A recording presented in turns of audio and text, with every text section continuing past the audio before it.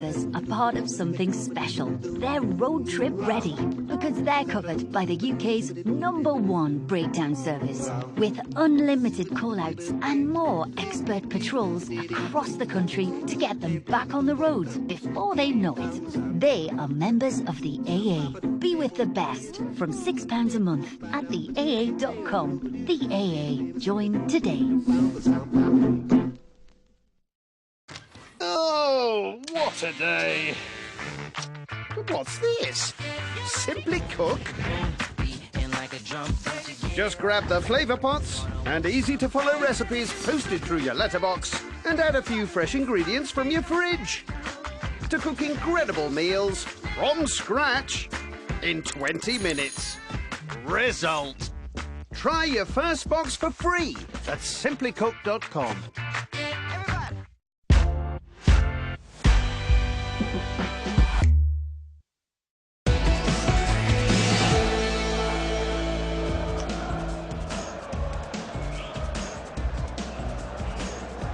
Welcome back to the racecourse ground as the National League semi-finals get underway this weekend. Wrexham, of course, so close to automatic promotion to the Football League, now begin their sprint through the playoffs. Phil Parkinson's side welcome Grimsby Town to North Wales.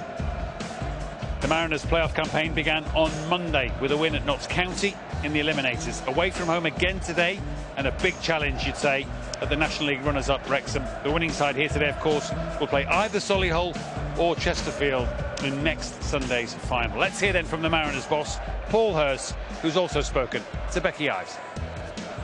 Well, Paul, a lot of late drama on Monday. Ready for the same again today? If it needs to be, yeah, absolutely. We'd take that, that's for sure. But it was an eventful evening. And since then, it's been very much focused on this game and what's a really tough game against Wrexham. What did winning in that manner do for the confidence of your squad? I think it just emphasised the message that we said before about never giving up. Apart from that, they were, delighted to get through, but very much bringing them, well, not really down to earth, but making sure everyone knows it's the next game and the importance of that, the importance of recovery. We haven't trained much. We haven't really had a chance to. Like I said, more about making sure the players are ready for another massive effort. Well, you just touched on it there, 120 minutes, intense minutes you had to play. How are the legs feeling? Mine are fine. I'm not sure about the players, we'll find out, I suppose, but we've done all that we can. We've prepared properly, as we always do, and now it's over to the players. But as we said, we're underdogs, we know that. I don't think anyone's really expecting us to win here today, but that's got to be our aim. Well, you went to Notts, 10,000 strong crowd here, probably the same again. Do you see that atmosphere? Is it any different? You managed to get the win there? No, they'll be noisy, the same as it was the other night, but we've got our fans, albeit unfortunately a few less than the other day. But we know that they'll make their noise as well, and these are the games you want to be involved in. I think it's a great advert for the league, some really big crowds, and looking forward to the game. Paul, best of luck, thank you. Cheers. Thanks very much. As relaxed as ever, Paul Hurst, and look what is here. The National League playoff trophy. One of them, of the four that remain, is going to get their hands on that in a week and a day's time. But from a Grimsby point of view, did you like the way they set up as much as they delivered? It was, I think, what Paul Hurst set them up to do at Notts County that worked. Hugely. They're a team that are out of possession, very aggressive out of possession. I think Notts County is a side that suit them. But I liked his manner, and I'm going to touch on what Macca said earlier. The way he portrayed his message from the side of the pitch was excellent. He threw the dice in terms of the forwards going on the pitch, but you can see how cool he is, and he's very calm. Yeah, we've just seen actually Andy Smith and Luke Waterfall going through their final preparations behind us. Interesting to see Waterfall as the senior centre-half now, working with the younger player as he once was. Yeah, and you can see that he's relishing that leadership role.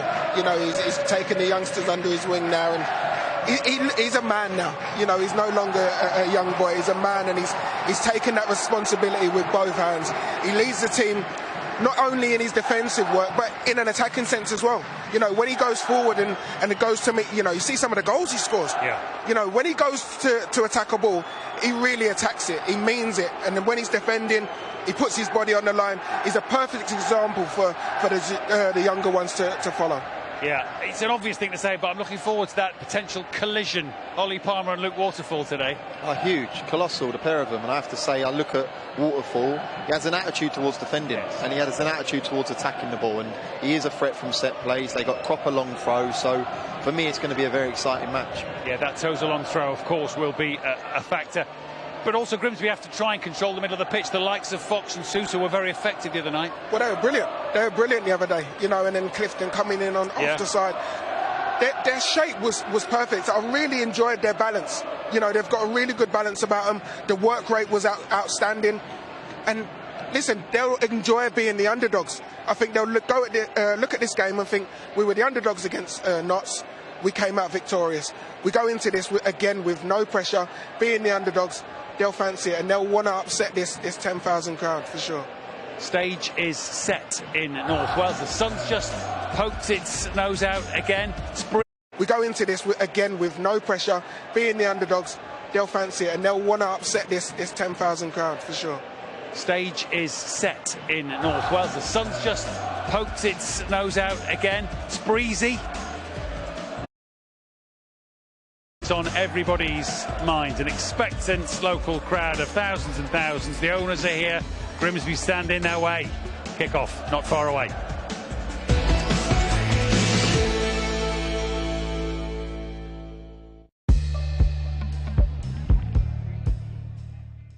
It's good to play, so get involved.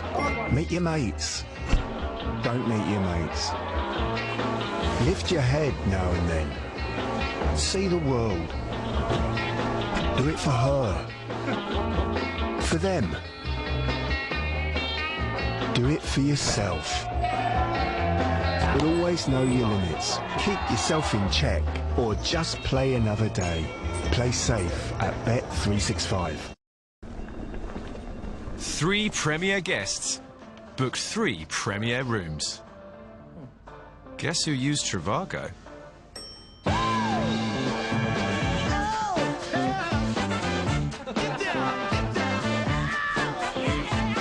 Compare prices from major booking sites on Trivago and score a great deal. Hotel Trivago.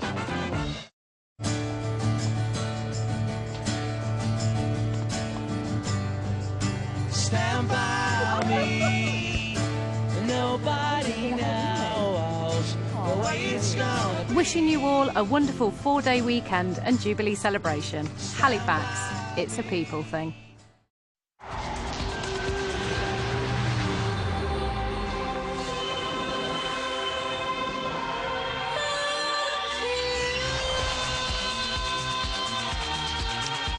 Feel more in every moment.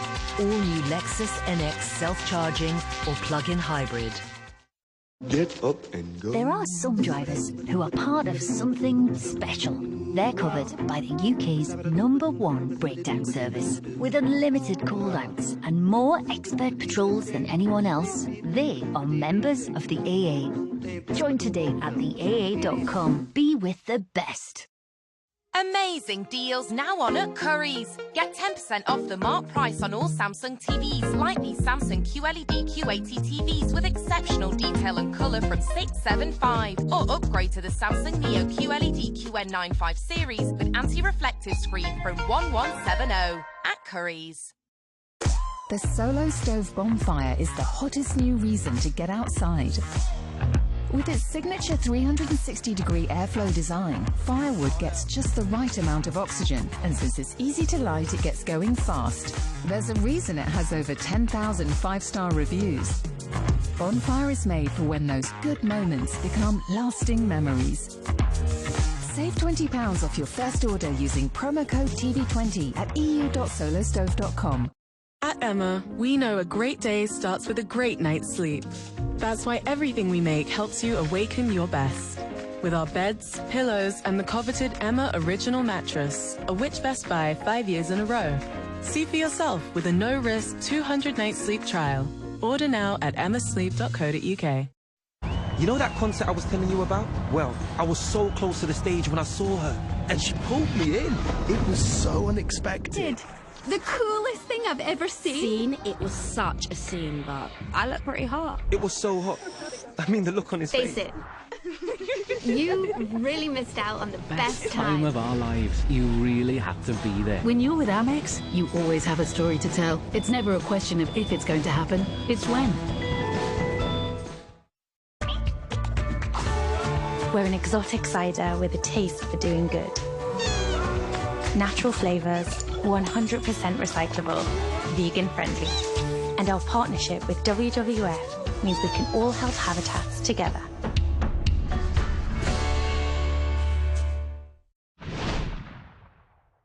From my genesis to exodus, I'm turning heads. I'm rocking certain threads. It's because I'm earning bread. I'm moving like I'm an entrepreneur and mogul. I live the fast life and every day is like a shut up vocal. Joe, you're just stupid. I'm going to eat you for breakfast. You are about to cascade into my Calcaridon, Calcareous aquaculture, and I assure you I'm eminently assurient. We were destined to shine, we were born great. Yes, for Liverpool! Another goal for Fabinho! And the substitutes pour onto the pitch.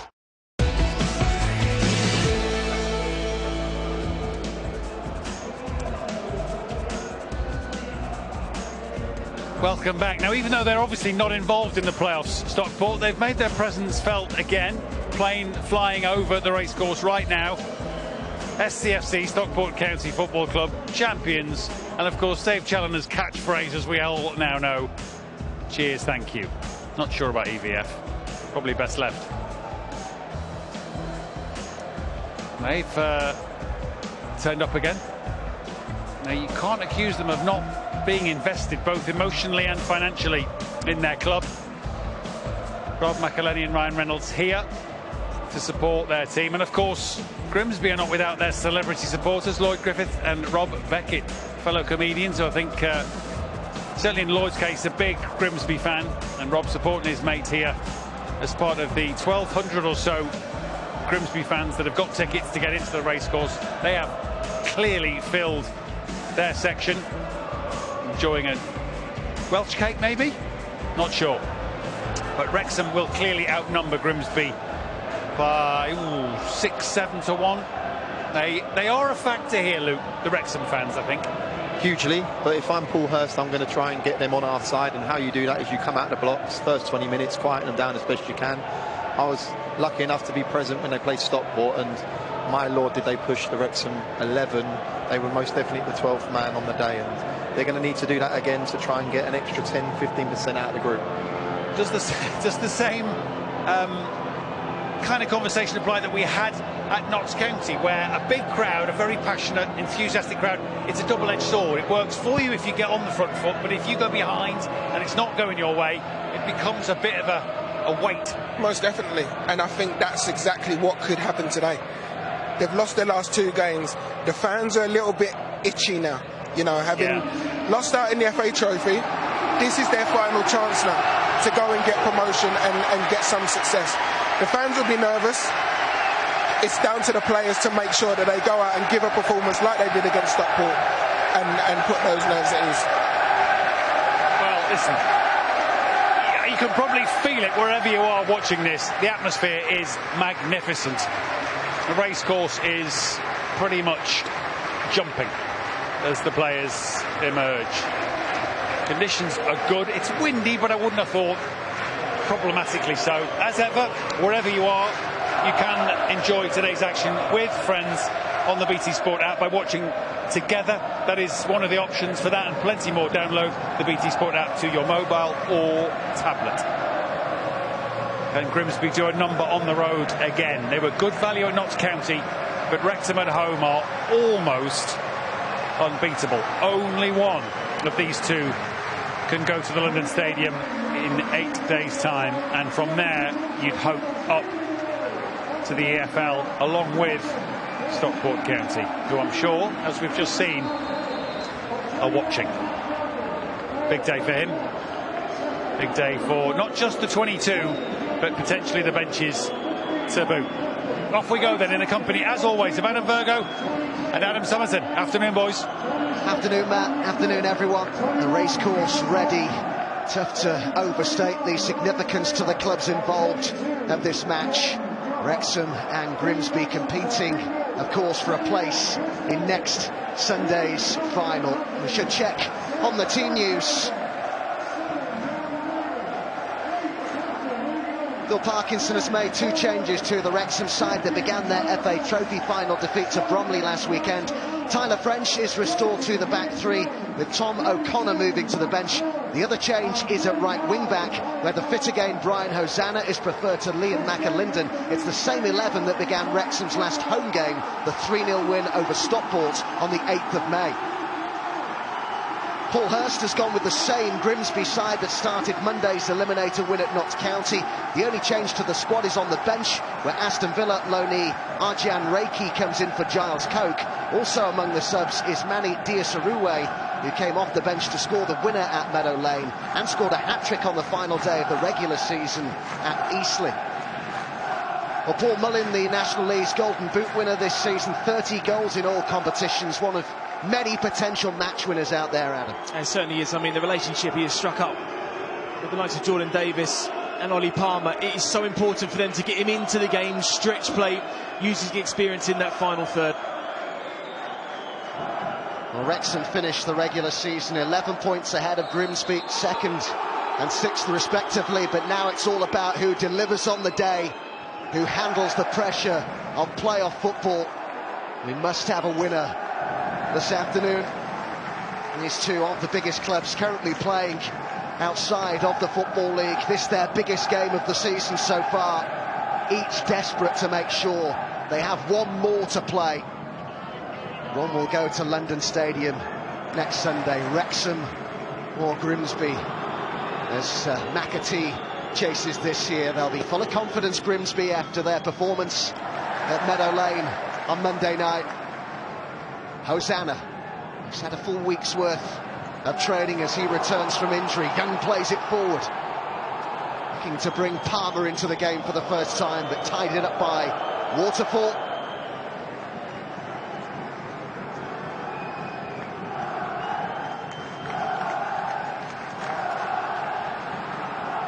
Cross comes Tyler French. And we're just over a minute gone, Adam. The first set piece of the game. Yeah, I mean, great one there for McAtee. Just going to pick him out before the game. So important, his midfield runs to try and stretch Wrexham. I think that's an area that they can really, really hurt the home side. I mean, it's a brilliant atmosphere, and of course, styles and teams make matches. I think we've seen with Grimsby against Notts County, the discipline away from home, the discipline with the ball, the discipline without the ball. I think are really, really, really effective. Played short. Now pulled back towards Holohan. Some early pressure here from Grimsby, really looking to try and take the game to Wrexham. Amos, another ball into the box. Thumped clear by McFadzean.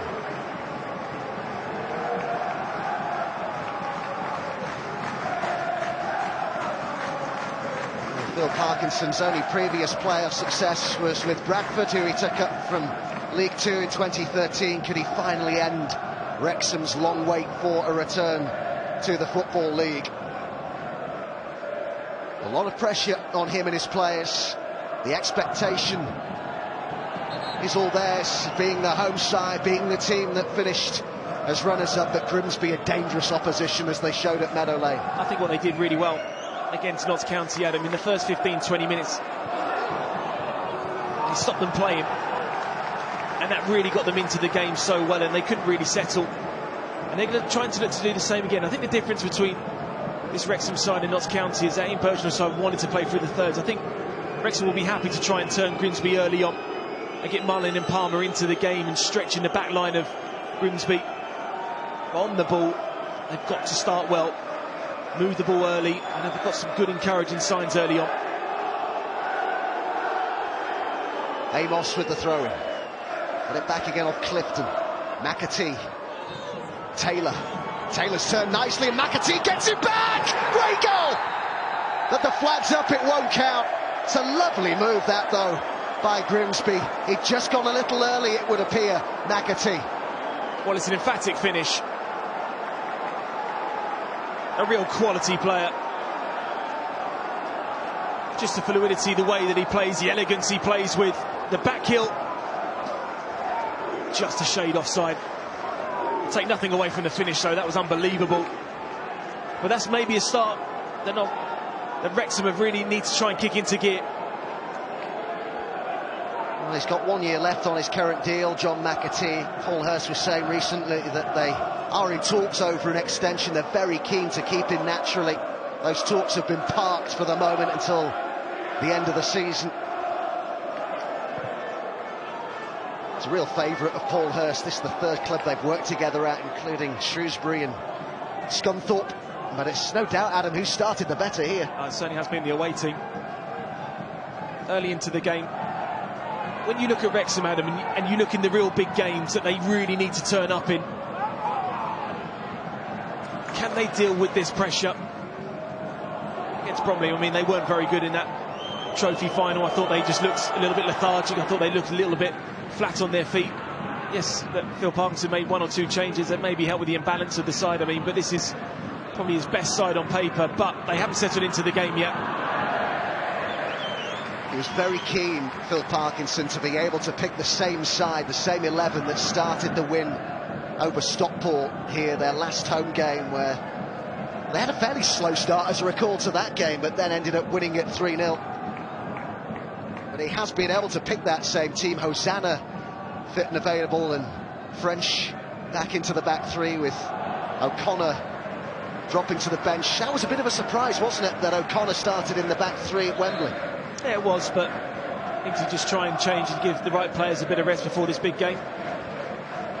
Paul Hurst was in the dugout with Rob Scott when Grimsby lost on penalties to Wrexham in the 2013 FA Trophy final at Wembley.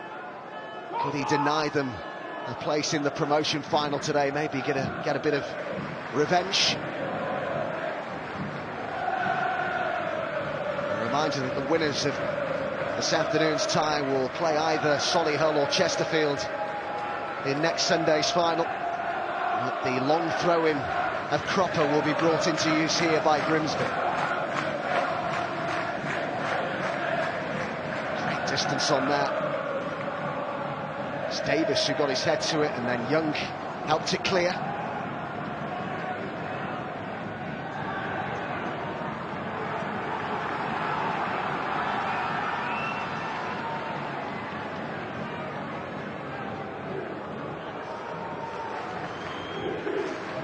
So Cropper to try again.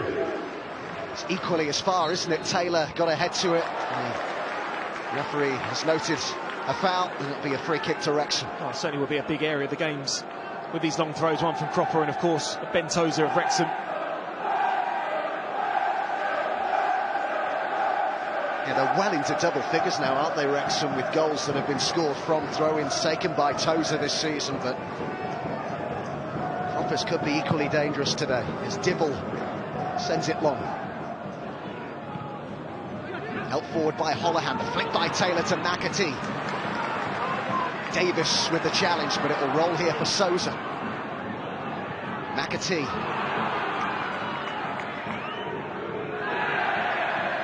Put into touch by Wrexham's Young Player of the Year.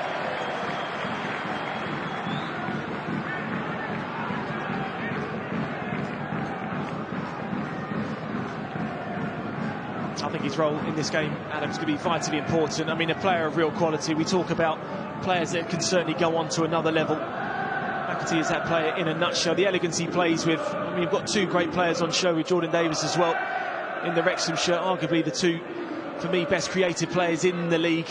But his starts of the game already has really set the benchmark for Paul Hurst's side. Won 4 awards at the club's end of season dinner, John McAtee. 14 goals in the regular season. Paul Hurst was saying he saved some for the playoffs.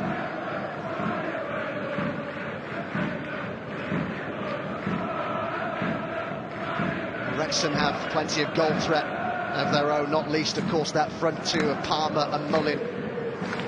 Either one of them or both have scored in each of Wrexham's last 13 home games. Mullin gets the free kick. a season. He's had the Golden Boot winner in the National League, 30 in all competitions.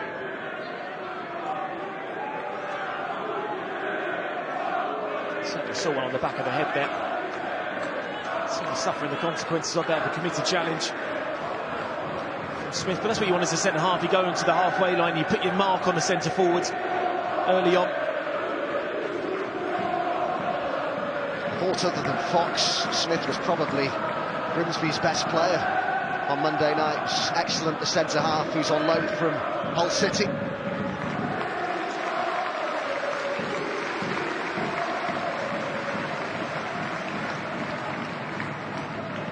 Mullin okay. And we can continue as Tozer readies the free kick.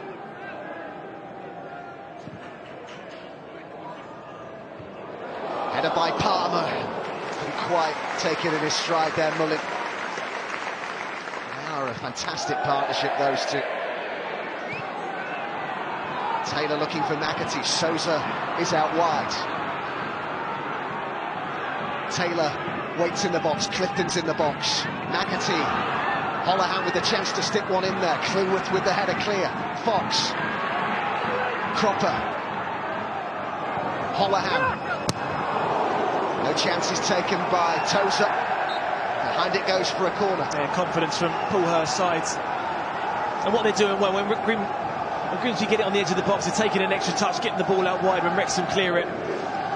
It's been a real encouraging start from them. You want to ask questions early on. You want to see what Wrexham are made of. You want to see if Wrexham can handle the pressure in these big games. We've seen from the last game, Adam, how important set plays have been in the playoffs so far. It's a former Wrexham man in Waterfall. He's one of those up from the back here. Holohan is the player towards the edge of the box. Oh, and it's not a bad ball over that, and certainly had Dibble concern, the header by Taylor. Just maybe wondering if he couldn't quite get the lift there because Clueworth was just maybe holding on to him a little bit and not looking at the ball. He's got his arms around him. I think that's really affecting the jump of Taylor. I think that's why he was just having a little look at the referee just to say, listen, I'm being handled there. I couldn't quite get the connection I wanted. Mullin looking to hold off Waterfall. Oh, he's given it. He's given a penalty. Well, you can see the reaction here of the Grimsby players. That is a huge call from the referee, Adam Hertzeg. Well, they're clearly delighted with it. I have to say, it'd be very interesting to see that again because there didn't look to be a huge amount in that on first sight. On my first sight, you think that, Adam. I looked at the reaction of Mullin, and this is when you can't afford to switch off. It's a great flick on.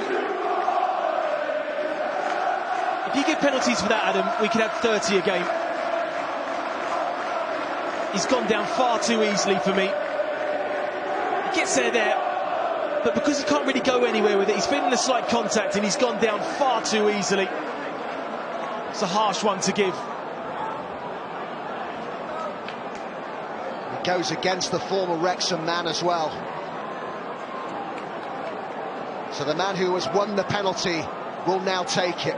Up against Max Crocombe, who's still complaining about the decision to the referee, Adam Hertzeg. Huge call there in such a big game. Will he go for power here, Mullin? That's what he tends to do. It is the National League's Golden Boot winner. Pressure penalty in the playoffs. And he did blast it. And he gave the goalkeeper no chance. It's Mullin for Wrexham, who have the lead inside the first 13 minutes here. The complaints go on from Grimsby. It's a goal against the run of play, but Wrexham won't care. They're in front of the racecourse. Well, you say he goes for power, Adam, and that is absolutely emphatic from Paul Mullin. You think for a split second that it's not going to go underneath the crossbar. It's the confidence that he's playing with at the moment. I think it's soft. I think it's really, really soft. I think it's harsh.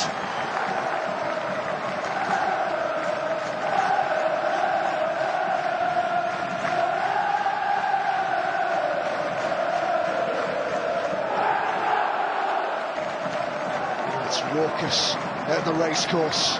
It's first blood to Wrexham.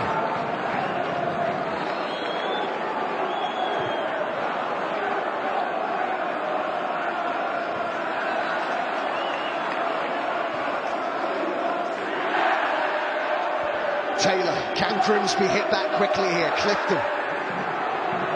McAtee has had that early goal disallowed. Fox had made the run beyond him. McAtee! Great goal! Oh, that's special! What a way to respond! Delirium among the Grimsby fans. Quality, sheer quality from McAtee. Well, this is a strike of real quality. It really is. I mean, this is what he is all about. The confidence that he started with.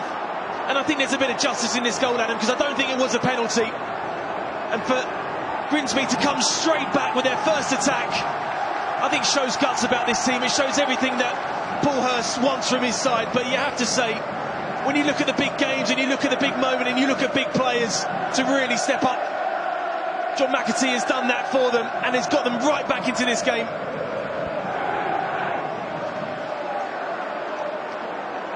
There's a couple of famous faces there supporting Grimsby today. It's not just Wrexham with the famous fans.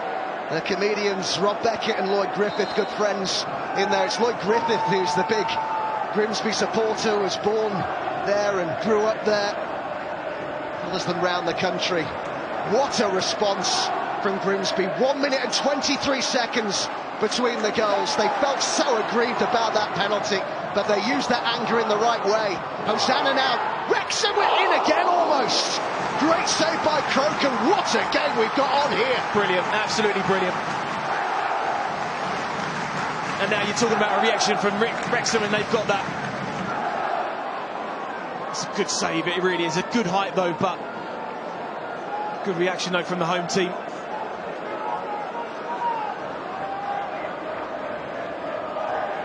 Nothing cagey about this, is the Young, the skipper with the outswinger. Several were arriving in on that for Wrexham. Jones really busy in that box if he can get a good cross, and he did, and French was there. Yeah, good claim by Crocombe. Yeah, good catch there. Just release the pressure around you.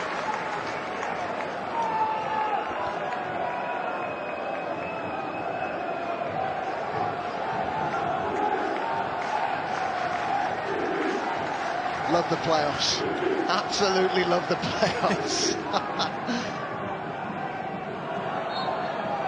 You always think one year you're not going to have a dull, you're just going to have a dull one. No chance.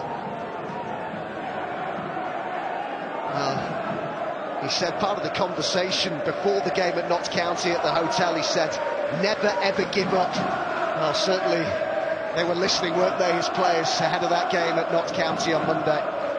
He does a great job of looking so relaxed, doesn't he, Paul Hurst?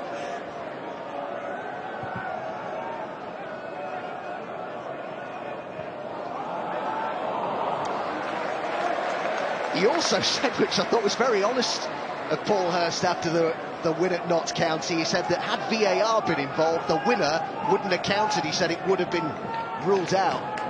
Just to say, pretty honest of him. I think if VAR was here today, I don't think a penalty would have been given either. So, swings and roundabouts sometimes.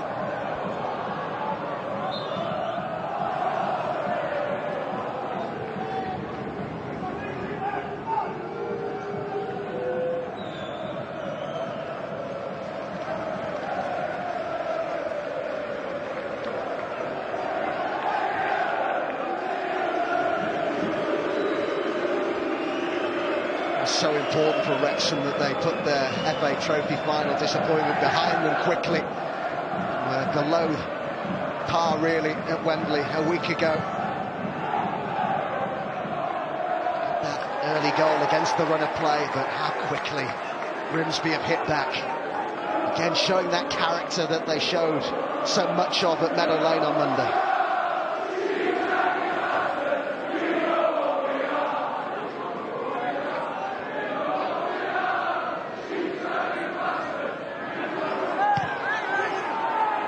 forward by Fox. Here's Fox again.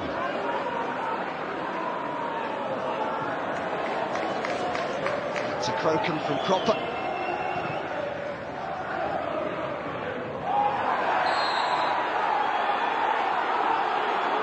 Decision here goes against Ryan Taylor. It's French who's the player down.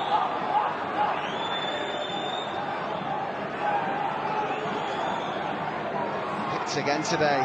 Taylor ahead of Diasaroué, who's had that hat-trick on the final day, and then the winner off the bench in the eliminator.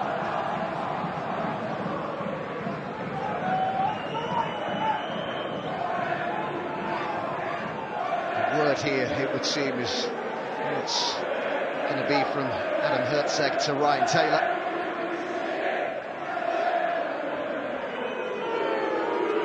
Reached the League Two playoff final with Newport last season. Taylor in on as a sub in the loss to Morecambe.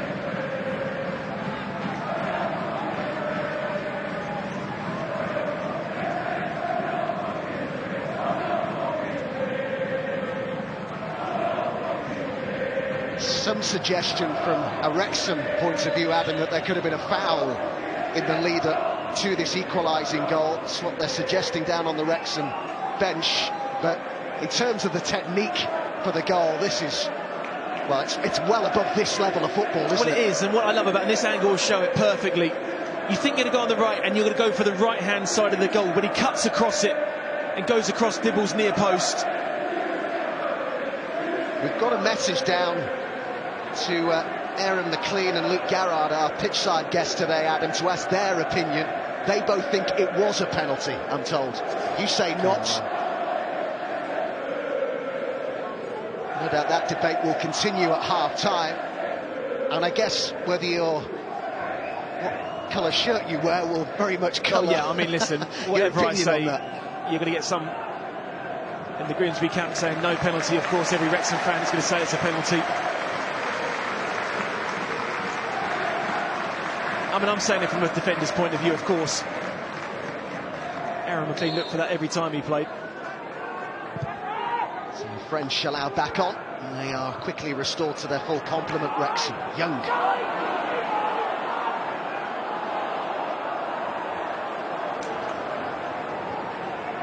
To say to lose 2 games in a row, as they've done ahead of this, so out of character for Wrexham. That's as many defeats as they'd suffered in 21 matches before that.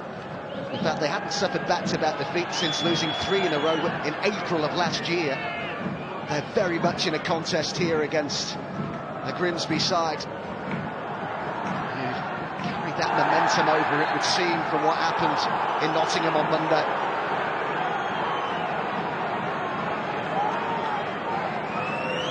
And Mullin and Parkinson both feeling they have cause for complaint to the officials.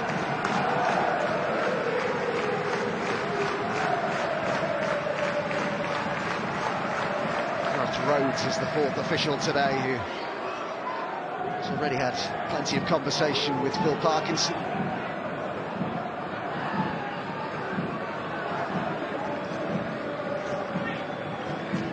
I've just had a message from my old school teacher, Adam, and he said no penalty. Well, I mean, if the old school teacher says, I mean, that's definitive.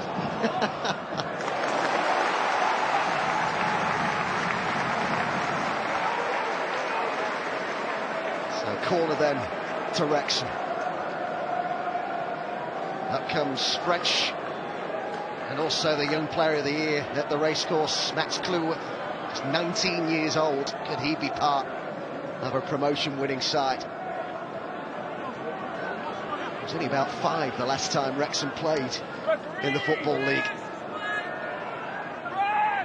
Here's one of Tozer's long throw-ins, causing problems, causing big problems. He's given a free kick, it won't count. The goal ruled out, it remains 1-1. Well, again, it's another warning sign, isn't it?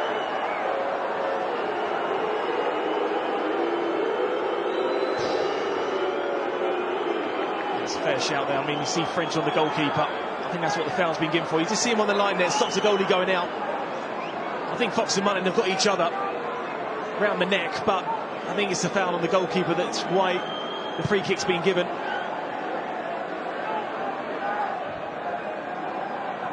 And he was credited, quite rightly, with an assist for that equaliser at the end of normal time at Notts County. Was the goalkeeper Crocombe, as Hosanna now goes down. The challenge was by Amos, who's booked for that attempted tackle.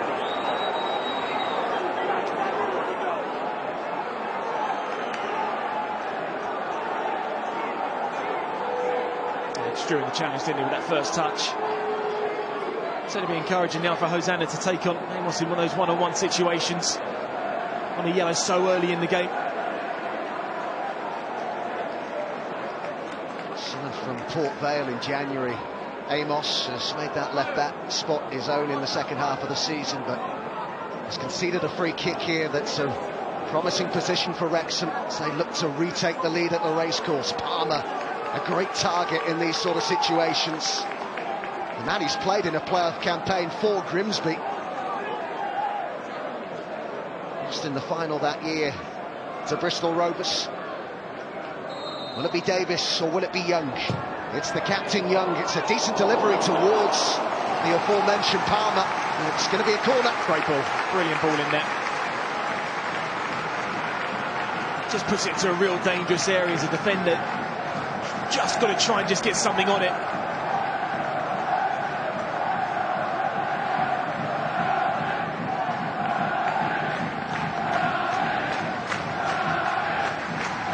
Fox keeping an eye on Mullen. Movement from Palmer in the box, headed clear by Waterfall. Souza.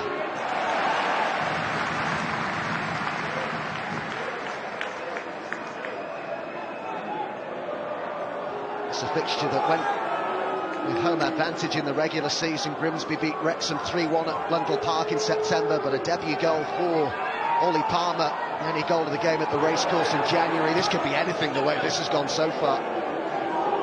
Amos. Taylor. And it nicked off him by French, kept in by Hosanna. Palmer peeled wide, Mullen waits in the middle.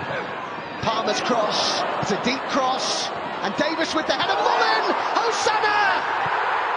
Appeals for a penalty again. Hosanna stayed down. The ball's gone out of play. Hosanna's barely moved. And they're worried about him here, the Wrexham players. Davis has gone across to see how he is.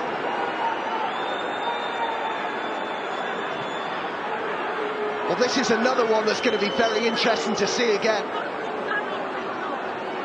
Just wouldn't come down, would it, for Hosanna? It wouldn't do. I need to see it again, if whether Crocombe got any touch of the ball. The initial reaction is absolutely poleaxed him. Because he's trying to spread himself as big as possible to make the save, because you're mentioning the ball just wouldn't quite drop down.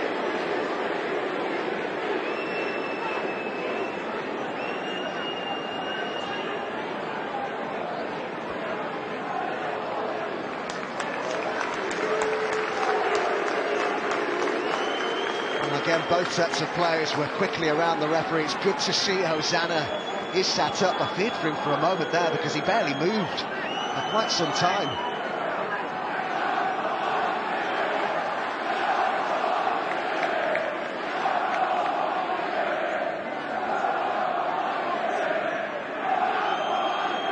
A yellow card for the captain, Waterfall, who's been right in the thick of all the action, hasn't he? It was his foul that gave away the penalty. Well, he's done really, really well to keep the ball alive. It's just whether how much contact Crocombe gets on the ball from the save. It's a great little cut back there. And he comes out and tries and spreads himself as big as possible now. It's 100% a penalty, Adam. I don't know why. I think it's his left arm that catches him in the face there. And he goes down and gets nowhere near the ball. It's a clumsy challenge. Another toes a long throw in is coming. This has been action-packed at the racecourse. Awkward one again for the keeper. He's pulled out a brilliant save. What a stop that is from Crocombe. He clawed it out. Well, I thought that was it. And he's had to really, really stretch for this. You see where he is. It's gone over him. And the arm's behind his head and he tips it over the crossbar.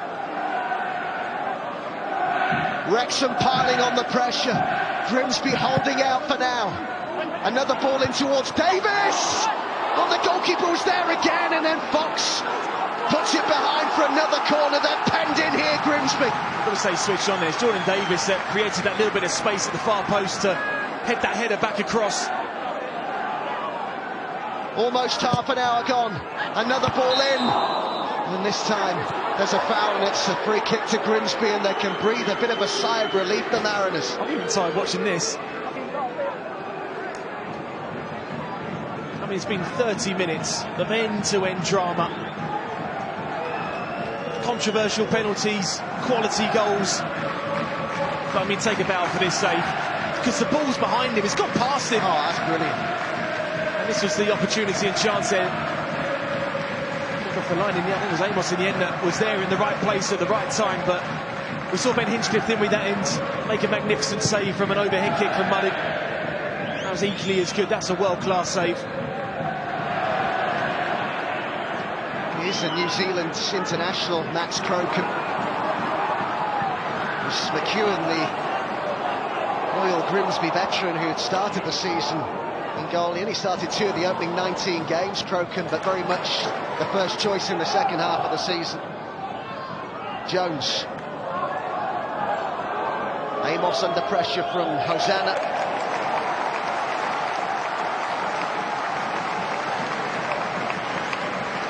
Half an hour's absolutely flown by. It's been brilliant, it really has.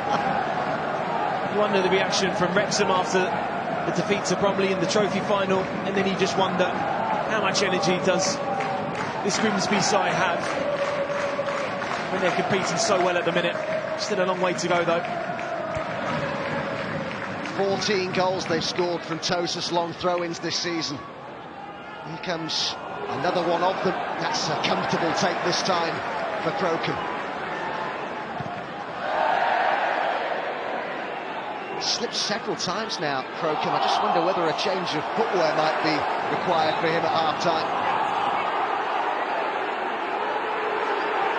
They couldn't take that quickly then. The referee had just inadvertently got in the way. French now to Hosanna.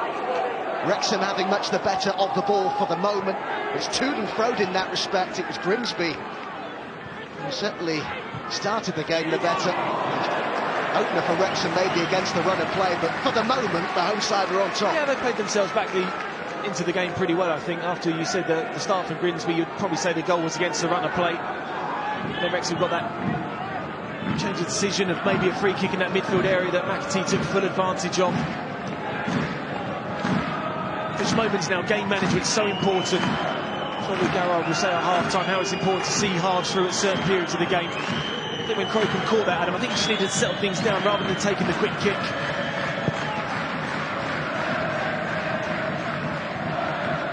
Taylor flicked on to the Grimsby goal scorer McAtee. Clifton. Suggestion of handball, but nothing doing from the referee. It'll be Grimsby's ball.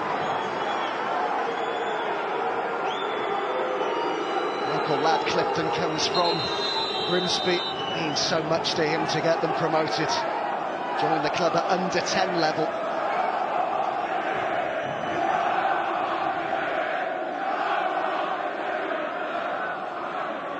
Conversation between Sousa and McFadzean.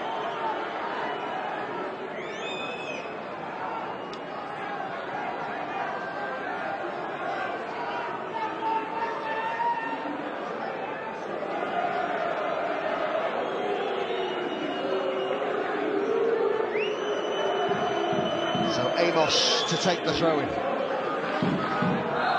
think we all needed that just for a little breather, didn't we? Clifton. Holohan.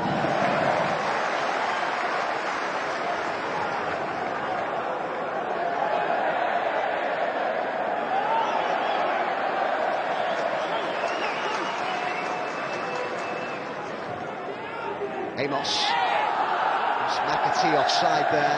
Look across the line from the referee. The flag was up.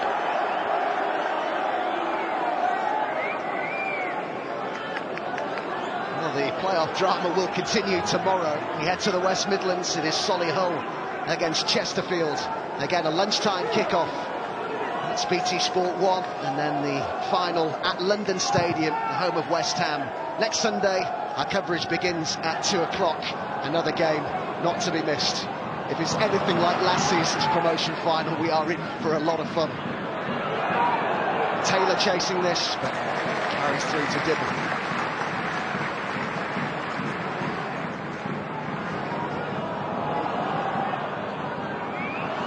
Tozer. Clueless. Fox. Fox again. Now Waterfall.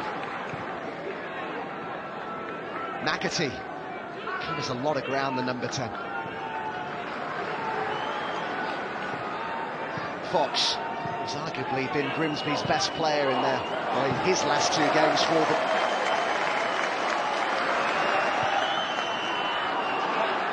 Smith. Pressure from Wrexham paid off as Hosanna takes the throw in quickly. Drops here for Palmer. They felt there was a foul on Davis. I think it's actually the flag has gone up here.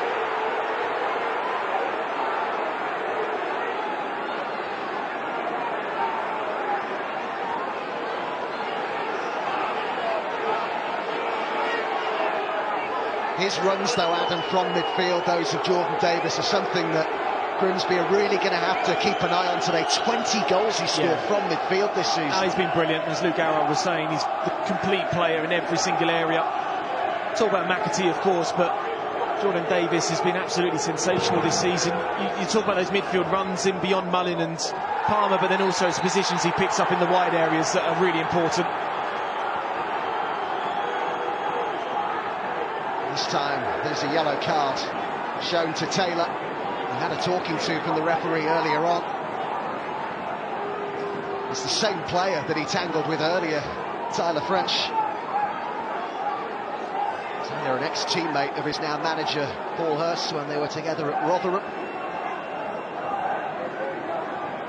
It's drawn blood again.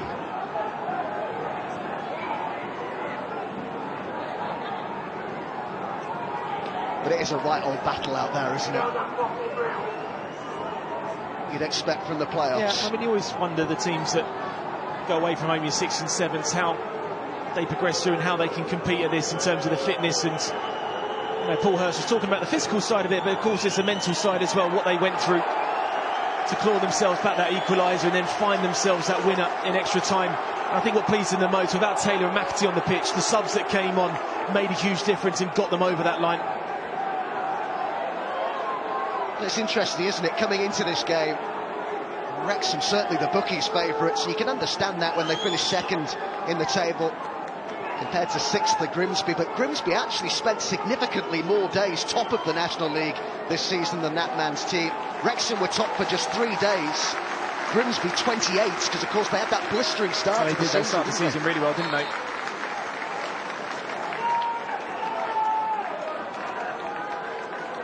They lost to Wealdstone and then they just went on that really poor period going out the FA Cup against Kidderminster. Just went on that really, really poor run and then they just managed to turn it around again towards the back end of the season. But now these are the performances, now these are the performances in these playoffs that so far they've been absolutely brilliant.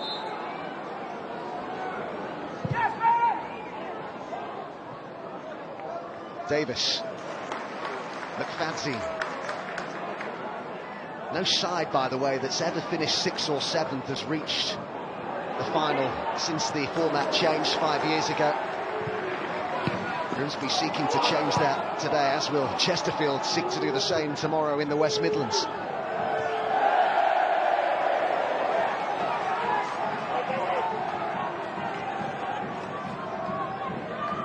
Remember Wrexham's last playoff game in 2019, it saw them suffer a surprise home defeat to Eastleigh in the eliminators. Danny Hollands scored the only goal of that game. They'd finished 4th in the regular season and lost to the team who'd come 7th. Found themselves in front only to be pegged back within 1 minute and 30 seconds. So far today, it's been a great contest.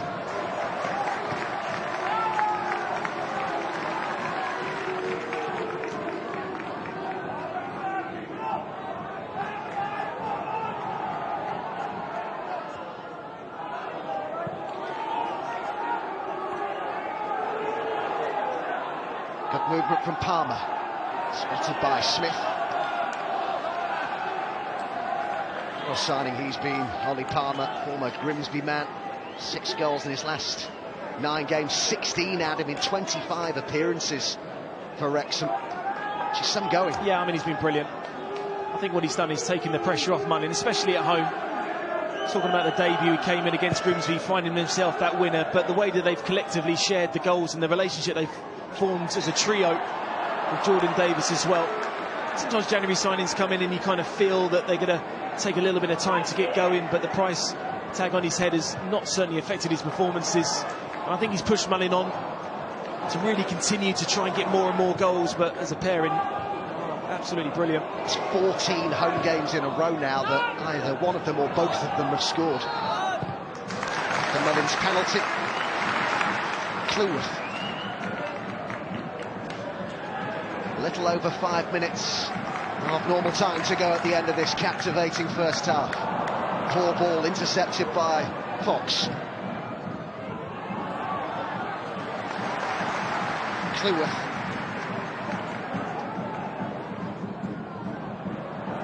Cropper. Holohan, who got that late equaliser in normal time on Monday. McAtee, just too much on it for Clifton. I mean, he certainly is there at main out ball instantly down the middle. And he looked at the last game, and Sousa was the player in Clifton with the 2 out balls that they were really driving of that Notts County defence.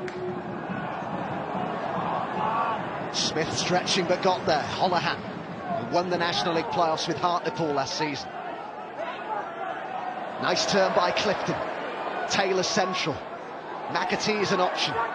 Option was taken and McAtee will hit it again, but lightning doesn't strike twice, that one a bit further out. I mean, he's off shot with the target by a million miles, but what I love about him, Adam, he always wants to turn on the ball. He wants to try and get something out of receiving the ball at his feet. So many times you'll see a player with their back to goal just play it backwards to where Fox is and look for the simple ball. He's always looking over his shoulder. He's always looking to be on the turn. Of course, Cropper was certainly the better ball there, but you don't mind that sometimes, players taking responsibility.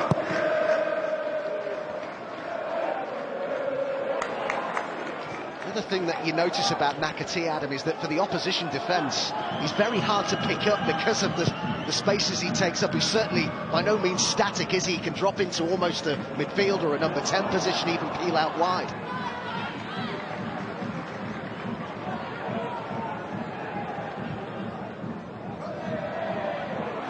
Clifton. Movement here from McAtee. Space out wide to try and exploit. Cropper. Holohan. Misjudged the pass for Amos. What a game we have to look forward to in France tonight. Liverpool against Real Madrid, the Champions League final. Our coverage begins from the Stade de France at 6 o'clock this evening.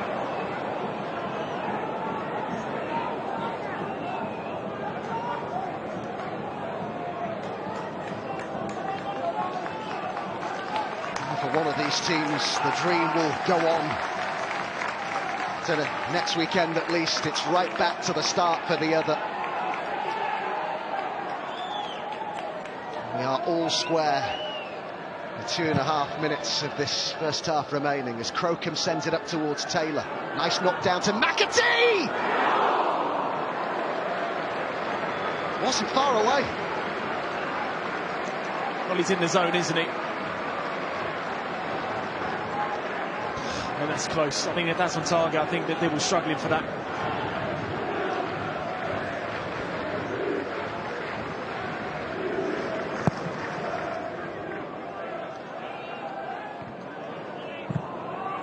Volley clear by the captain, Waterfall. Cleworth there for Wrexham. Knocked down by Palmer. Missed by Mullin, and back it goes to Crocombe.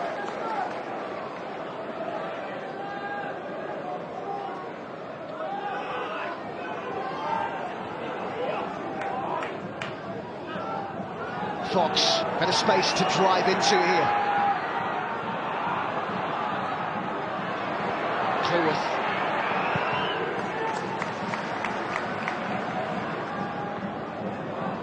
Nicely brought down by Cropper. Waterfall. Smith.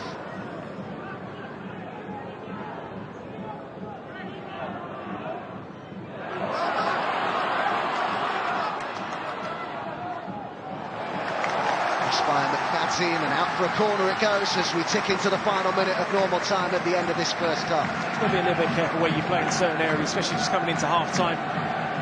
Comfortable in possession, and maybe just turn it into the channels just to squeeze yourself up the pitch rather than trying to play little triangles in those areas. Now gives Wrexham a huge chance to finish strongly with this set play.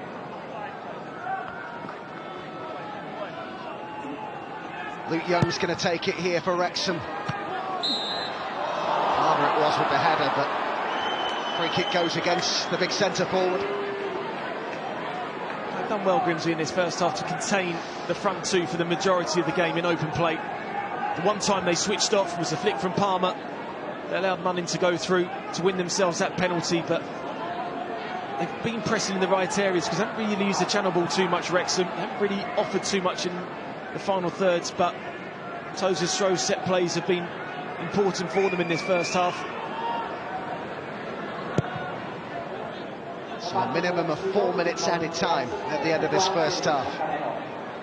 Hit first time by Jones, one for Mullin to chase, but too much on it.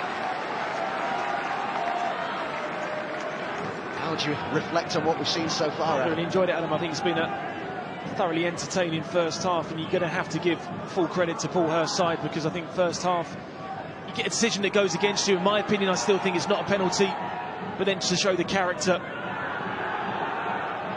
of what they showed to get themselves that equaliser, and have really contained Wrexham to, of course, a few chances, which you're going to get from a quality team. But I think Paul has to be really, really pleased. I think Phil Parkinson will know that his side can play better. Performances against Dagenham, against Bromley, I think they've looked a little bit inconsistent in this first half, but we certainly know the quality players on show. Still a long, long way to go. Foul on Palmer, and perhaps a chance for Wrexham here to stick one in the box right at the end of the half. Holohan with the challenge on him. That's good play there from Palmer. Turned Fox, but Holohan giving away the foul. Maybe just one last chance for Wrexham to get something.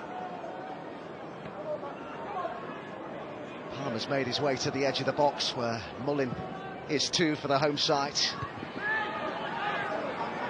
Jones. Challenged by McAtee. He's not just a gifted player, he's also a hard-working player.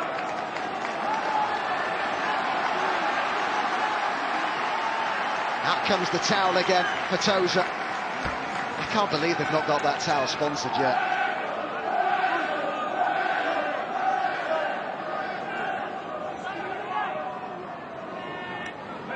Goalkeeper stayed put. Clearance by McAtee, only as far as Tozer. Jones, cleared by Amos again. Just gives it straight back to Wrexham. Jones. Souza, is there a counter-attack on here right at the end of the half? Looked like a pullback that by Tozer. Yellow card as well for the Wrexham defender. He knew there was the danger of them getting away there. Yeah, exactly. Great little flick on there. Just to pull on the shoulder, isn't it? And that was really the last chance. I thought Wrexham might have had the last chance with a free kick now. It's going to be Grimsby's turn to just put this one into the box.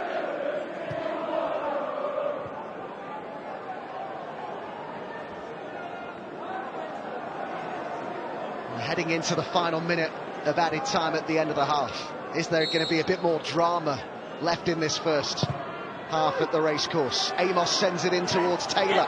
Taylor won the header, but Wrexham get the decision.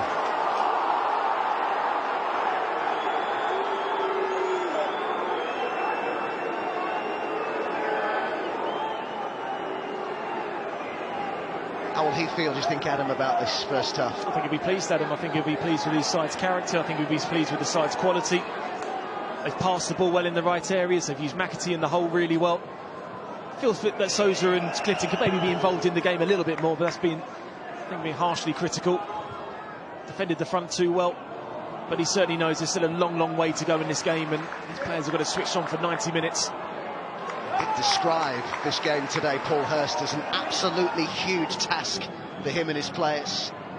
Said they would come into it as underdogs. Even bigger underdogs, he thought, than at Notts County on Monday. Into a 5th minute of added time we go. Sousa wins it back for the Mariners. As the referee brings the first half to a close, and what a first half it was. Wrexham got the opener, maybe a little against the run of play. Thumped home from the spot by Mullin after Waterfall had been adjudged to have brought down Wrexham's number 10 for the penalty, but the equaliser arrived less than a minute and a half later. A fantastic strike from John McAtee. It's all square at the racecourse at half-time. We'll get the views of Aaron McLean coming up, as well as Luke Garrard with Matt. But at the break here, Wrexham 1, Grimsby 1.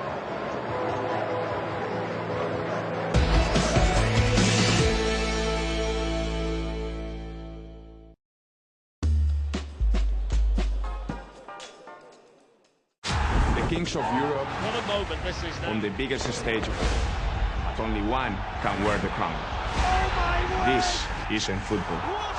This is Liverpool Real Madrid.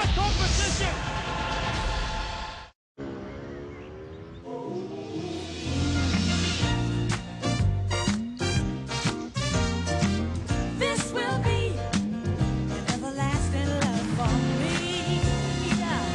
Oh, this will Connie.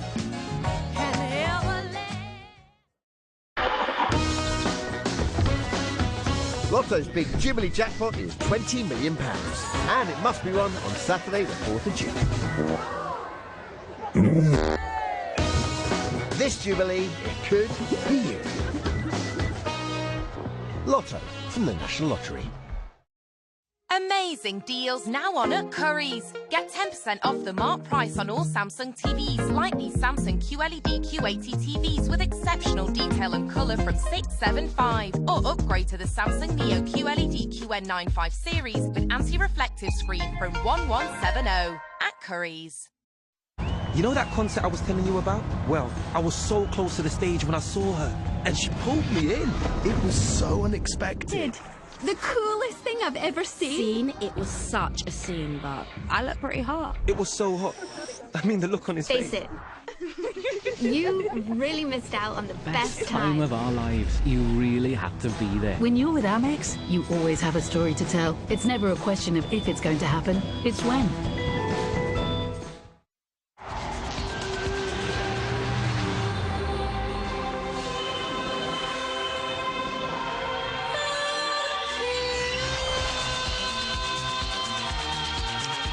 Feel more in every moment. All new Lexus NX self-charging or plug-in hybrid. Get up and go. There are some drivers who are part of something special. They're covered by the UK's #1 breakdown service. With unlimited call-outs and more expert patrols than anyone else, they are members of the AA. Join today at theaa.com. Be with the best. Locked in each Lohr aluminium capsule, discover the finest flavors. Lohr, a masterpiece in taste. Don't let erectile dysfunction make you impotent. Do something about erectile dysfunction. Clinically proven, discreetly delivered. Order today at Newman.com. Golden Paul. Nick at your Tuesdays and Wednesdays with 2-for-1 cinema tickets when you switch through Compare the Market. Zane, salon director, creative genius, avoiding making tax digital because you can't even right now? But what if I mess up and go to tax jail? QuickBooks Error Checker means fewer mistakes. Love that attention to detail.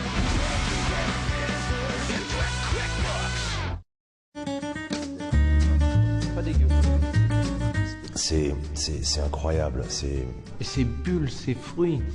C'est impossible. Et qu'est-ce qui se passe là? Goûte.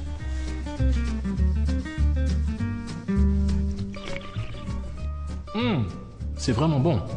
C'est anglais. Ah.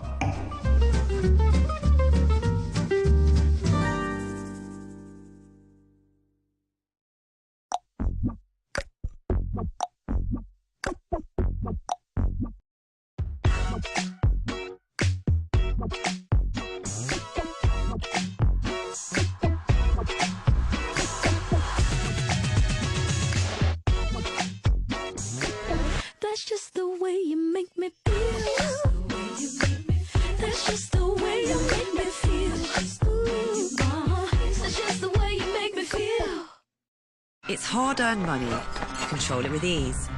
With business tools by Summer, like the easy-to-use card reader. Available now at Ryman.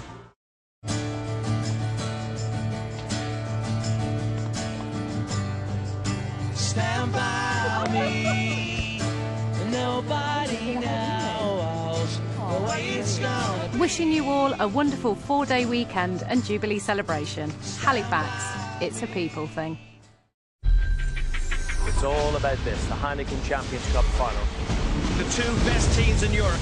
It must be, it has to be, and it will be absolutely epic. And all of it right here on BT Sport.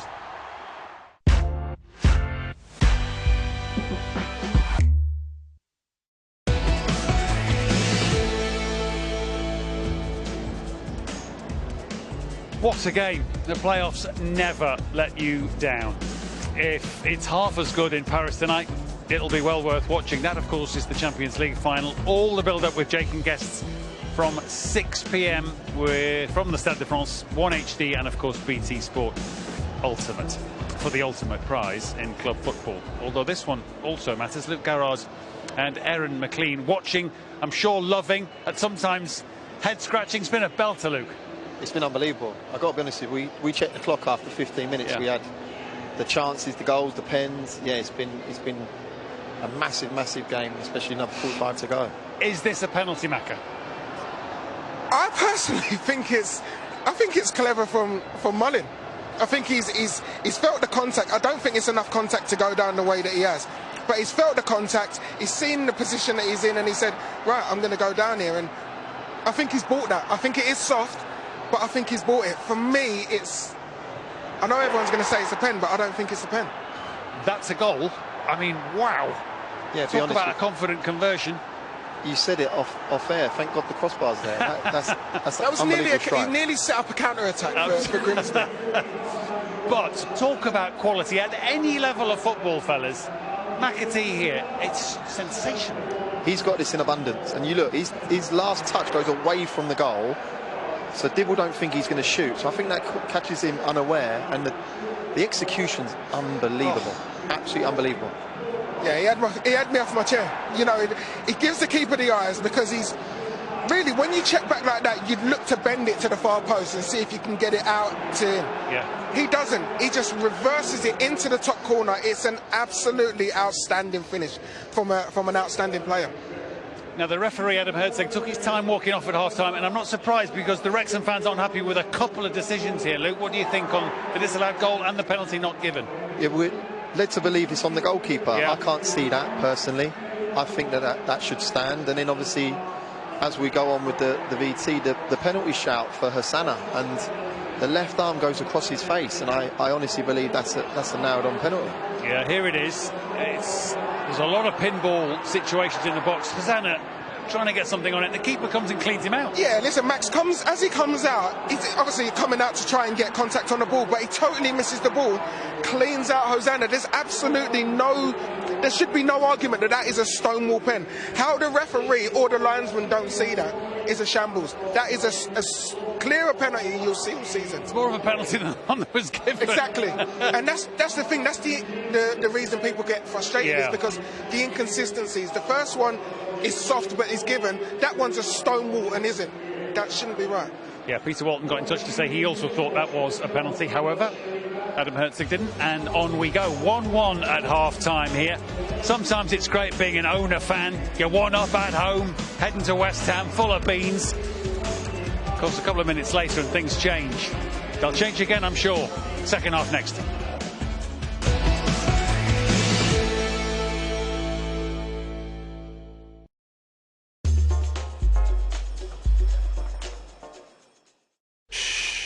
I'm not what you think. I'm smooth, creamy, delicious. Pour me in coffee or stir me in tea. Come on, Britain. It's time to take the plunge. This is not milk. It's milk believe. The cheesy bacon flatbread. Irresistible beechwood smoked bacon and melted cheese. Breakfast done properly. Dyson vacuums sea dust in a different light An angled beam reveals invisible dust. Carbon fibre filaments pick up those microscopic particles, and a special sensor counts each size. Here's scientific proof, by direct from the people who made it. Free delivery from Dyson. Keep planting, keep potting and repotting, keep hello, and keep going. Keep digging and feeding, nurturing and nourishing. Keep thriving, keep wowing. Miracle Grow, keep growing. Get up and go. Some drivers are part of something special. They're road trip ready because they're covered by the UK's #1 breakdown service with unlimited call-outs and more expert patrols across the country to get them back on the road before they know it. They are members of the AA. Be with the best from £6 a month at theaa.com. The AA. Join today.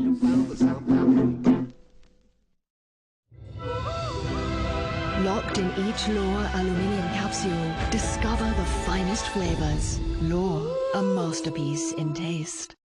Don't let erectile dysfunction make you impotent. Do something about erectile dysfunction. Clinically proven, discreetly delivered. Order today at Newman.com. Golden Paul. Nick, at your Tuesdays and Wednesdays with 2-for-1 cinema tickets when you switch through Compare the Market.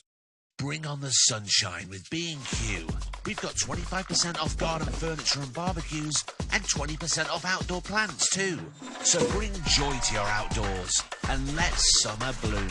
Don't miss out. Shop in-store at DIY.com or on the B&Q app. You can do it. You won't catch me buying a new car. Before you know it, you've outgrown it and you want all the latest tech. Nah, I'm a lease man, mate. Lease a brand new car from Zen Auto with flexible pricing tailored to your budget. Then after 3 years, you can change it for something new. What are you doing? Well, them.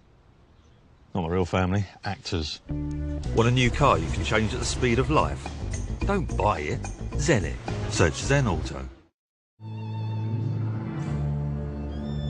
The next sale is a digital treasure trove charming Ellie's private data. What? Lot number 1, her emails. The one she's opened and read, her personal hygiene purchases. Her recent transactions. Oh, I hear 600, 620, 640, 660, 680.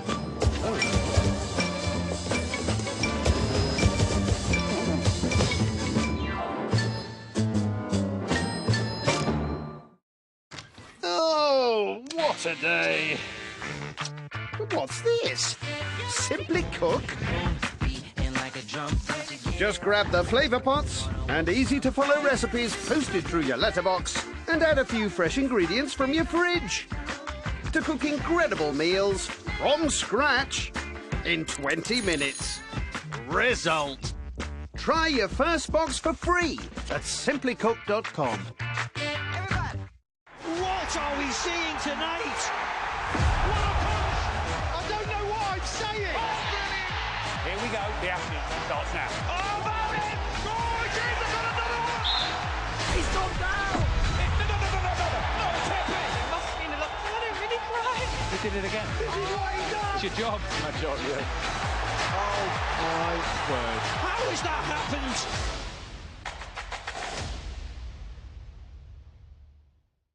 Look at the celebrations from the Liverpool supporters.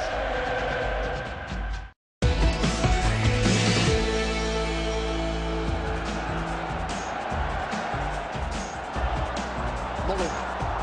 To hold up Waterfall. Oh, he's given it. He's given a penalty. Pressure penalty in the playoffs. And he did blast it. And he gave the goalkeeper no chance. McAtee has had that early goal disallowed. Fox had made the run beyond him. McAtee! Great goal!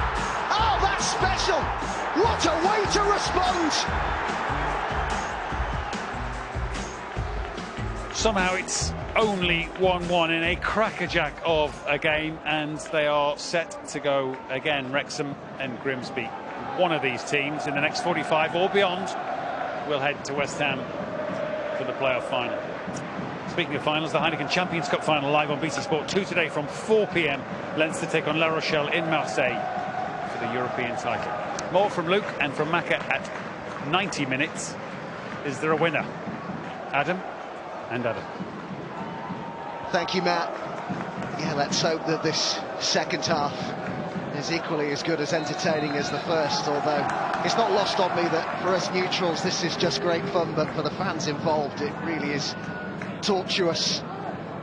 One of these sides will play in next Sunday's promotion final at London Stadium. They're going to take some separating, I think, though, Adam, Grimsby and Wrexham. That certainly is. I mean, if the second half can live up to the first half, then we're going to be in for another classic. Well, that's a good ball to McAtee, who's in behind already. Good save by Dibble. What a start that would have been for the Mariners to the second half. Just one of the angles working against him. I mean, possibly squaring it to Sousa in that situation. McAtee again, you can't give it to him in these sort of areas. He's worked the pass as well to Clifton. Just got enough on that Dibble, but it's an unsure start to the second half from Wrexham. Grimsby are on the front foot here. Dibble has stayed down having made that save. Well, again, it's a really fast start from Paul Hurst's side. It's a bit of a loose header from Cleworth. The awareness, the vision. I'm wondering now, I mean, he's fallen awkwardly with the knee, but that was a chance there from John McAtee early on. The angle's always working against him. Maybe sometimes just use your left foot, sometimes hope for the best. Dibble back to his feet and ready to help defend this corner that Amos will take. But a little like the first half, it's Grimsby who've come out of the blocks the faster. Amos to swing it in, and Dibble on his line punched it. And it's come out to Clifton, and now Amos will send it into a busy box. Good delivery, and they're in front. It's the captain, Waterfall, against his former club. They've turned it all around. Grimsby lead at the racecourse. A fast start to this second half from the Mariners. Well, finally, the fast start for Grimsby has finally got them a goal that has absolutely stunned this home crowd. And it's a former player as well that's come back. It's not the most convincing punch, I must say that. But then it's just a bit of composure. And that is an absolute brilliant ball in there from Amos to his captain, who yet again has scored another vital goal for his team. Pick up the second balls really well. It's a beautifully flighted ball to the far post from Amos. And the captain just pulls off Tozer nicely, heads it down, and gives Grimsby a lead now that they will certainly feel they need to be switched on to keep hold of this. And the goal-scoring centre-back, he got 7 in the regular season in the league, Waterfall. There's one in the playoffs.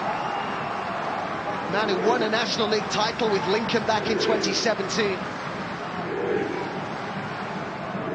And the man who gave away that penalty initially, from which Wrexham took the lead, has now scored at the same end of the pitch as Wrexham look to hit back. But what a slow start, Adam, it's been to the second half from Wrexham. Quite the opposite from Grimsby, but the home side look to hit back here.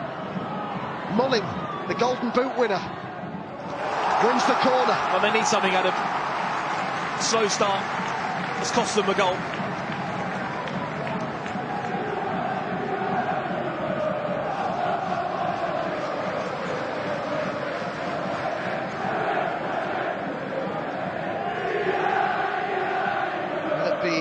Quick response from Wrexham, as we saw from Grimsby in the first half. It's gone all the way across the 6-yard box, and Cropper it was who finally turned it behind. Just about did that, didn't he? Disappointingly defended. You can't allow a cross come in and bounce in your own 6-yard box.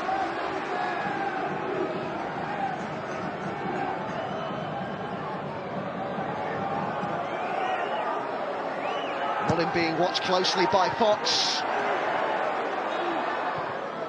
Into the box it goes again. It's Waterfall who's there. Now maybe they can counter. McAtee, well, Sousa wanted the pass. Intercepted, though, by McFadzean. Young. Davis. It's gone all the way through towards Palmer. It's been a good reaction from Wrexham. It was an inviting ball, wasn't it, from Jordan Davis? He slightly critical of Wrexham in that first half. I don't think he got him anywhere near on the ball, anywhere near enough. You saw how effective McAtee has been in that final third for Grimsby. I mean, that's a horrible ball to defend against. It really is, because it's low, it's whipped in with plenty of pace, it's bouncing awkwardly.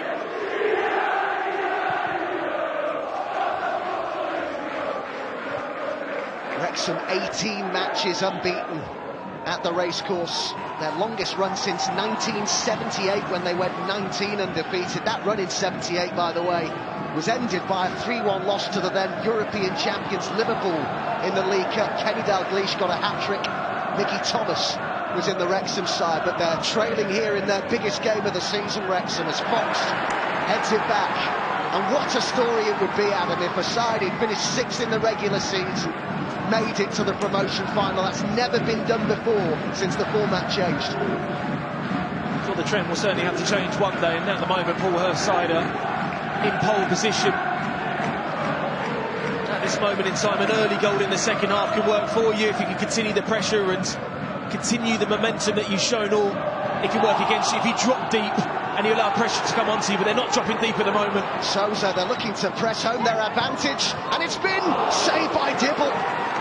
Another great chance for Grimsby, and Wrexham are looking shaky at the back. Oh, you wonder how important that save's going to be. They need to switch on, Wrexham, because at the minute they're going to be a National League side again if they don't change this around. They're trying to claim handball. Decent save in the end there from Dibble, but Paul Hurst's side are continuing the pressure on them.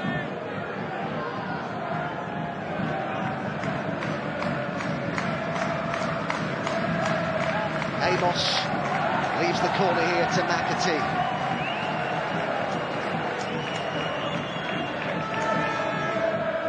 Floated that one in towards the back post, where it's knocked down by Waterfall. Amos. Bit of a waste that from the left back. I guess one thing you would say, Adam, about Wrexham this season, finding themselves trailing in such a big game. They've shown powers of recovery many, many times this season. They've won 8 games from losing positions. Phil Parkinson's side, 7 of those in the league. No team won more National League games this season from losing positions. There have been some dramatic comebacks, particularly at the racecourse. Yeah, I mean, we know the late goals that Phil Parkinson's side have scored. We know late goals that Paul Hurst's side have scored this season. But when you've got the trio of Davis, Mullin and Palmer in that final third, you need that one moment, and that's led to the penalty. But just seeing Davis, he's just dropping a little bit deeper into the midfield area to try and get on the ball and try and create something. Mullin. Up for Palmer instead of McFadden, which was the easier pass. Fox with the header, and Hosanna is happy with the throw.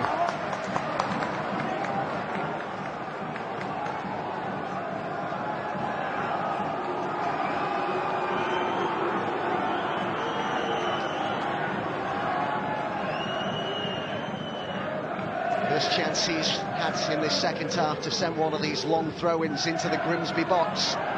Keeper's come for it. Cleared by Holohan. Tozer. Jones. Palmer. Back heel for Jones.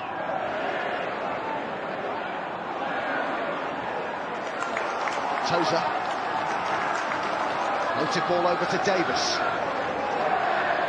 Davis has done well. Cleared by Waterfall. He's having an excellent game at the heart of that Grimsby defence. And you're being so important in this second half. Proper young Smith Young, Amos Young. So you need that experience, don't you, in the centre of the defence to marshal these young players through. More experienced centre-half, Sean Pearson, the former Wrexham captain, is on the bench. Here's Cleworth. Cleworth, like Davis, a local lad, came through the youth system at Wrexham. Cleworth says he's living the dream, pinch yourself type stuff, he says, to be in a Wrexham side that has come such a long way this season, but they lost in the trophy final. Is their Football League dream going to slip away from them today, you wonder? Clifton. McAtee. Still plenty of time for Wrexham to try and turn this around, but Grimsby are looking confident. McAtee. Souza. Taylor's waiting in the box. Cropper with the run on the outside. Cropper came off McFadzean for a corner. I mean, if they can just get Souza into the game a little bit more than what they did in that first half, I mean, they got good out balls to get forwards. McAtee was certainly the pivotal part in that number 10 role in the middle. And we saw the effectiveness, the way that Souza could drive with the ball, going forward in those one-on-one areas. We know the threat of Luke Waterfall from set plays as well. 10 gone in the second half. Waterfall's head of the difference, a set piece from which to threaten here for the Mariners. Waterfall, one of those in there again. It's over towards the captain, beaten in the air that time by Tozer.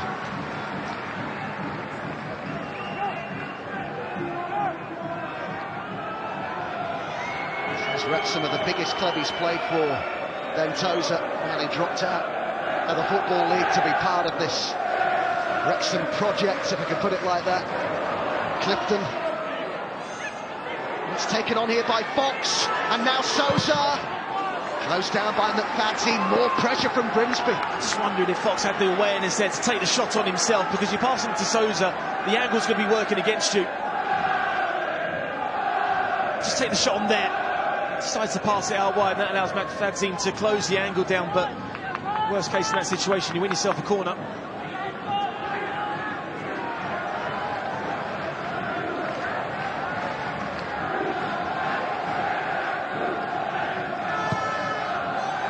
Again from McAtee, and Dibble got a fist round. Clifton! And Fox!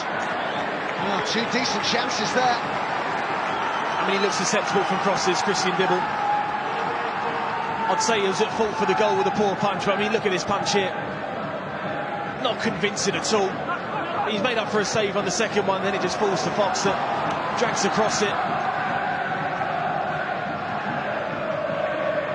Well, of course, the number one at Wrexham, Rob Leighton, has been out injured for some time now. So Davis gets on the ball here, goes down well on the edge of the box, and it's a goal kick that's given. Holohan it was. He looked to put in the challenge on Davis. I didn't think it was a foul. Referee's in a good position. Just wonder how much contact was here compared to the Mullen one. I think that's a similar thing. Little touch on his back there, feels the contact, goes down. Bad decision. A warning here from the referee to Crocombe about any thought of time wasting.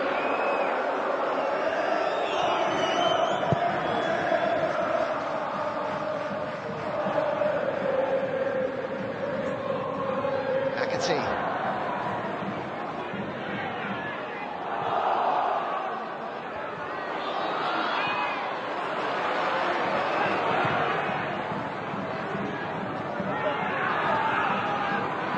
Wrexham's final home game of the season, that excellent 3-0 win over the side who would go on to be champions, Stockport, but since then they've lost 3-0 at Dagenham and Redbridge on the final day, and they were beaten in the trophy final as well.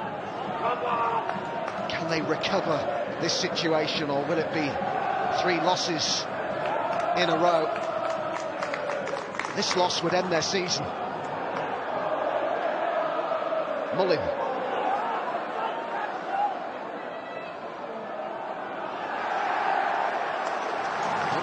For the challenge on Amos. That's the one thing that you're going to get with this Wrexham front two. They're just going to constantly chase things down and put you under pressure. Paul Mullin had no right to win that one. He wins his side of throw-in. We can see what happens with throw-ins from Ben Tozer. You've got to be switched on. Almost an hour gone. In it goes from Tozer. Holohan got it clear. McFadzean hit it on the volley. Young was one of those who started that playoff loss to Eastleigh 3 years ago. Tozer, Davis, Jones. Oh, it's a bit late there on Fox. Has every intent to go for the ball, but he certainly caught Fox there, did Davis.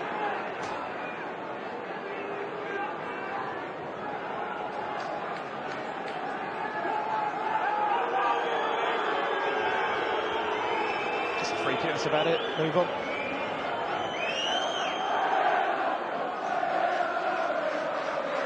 Well, they were really frustrated, the Grimsby supporters, that they couldn't get more tickets for this game. Much fewer than they got for the match at Meadow Lane on Monday night. Their allocation today was 1,200. But I've got to say, Adam, that 1,200, which is part of a racecourse crowd that's, well, not quite full, but not far off. They've made plenty of noise, haven't they? You wouldn't believe they were completely outnumbered.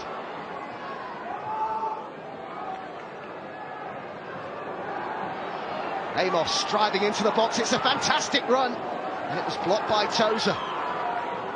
Cropper, Souza.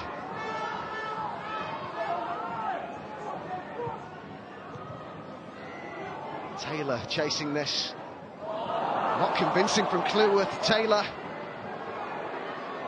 Akati with the layoff and struck by Amos, but struck wide. I tell you, Adam, the chances have come here for Grimsby to add to their tally, haven't they? I mean, Wrexham are everywhere at the moment, Adam. Just don't seem to be dealing with the pressure at all. Nervous clearance again. They've had nervous moments when crosses have come into the box. Just gets that one horribly wrong, but it's another warning sign for Wrexham. Oh, lovely ball by Young to Davis. Jones unable to take that in his stride, but he has kept it in brilliantly. McFadzean, they're queuing up in the middle. Can he pick somebody out? Cries of shoots, and it was hit, and it deflected the effort from Jones for a corner. Big block on the edge of the box there from Clifton. Much better though from Wrexham. That little ball from Jordan Davis to pierce open this Wrexham opportunity to get the ball forward.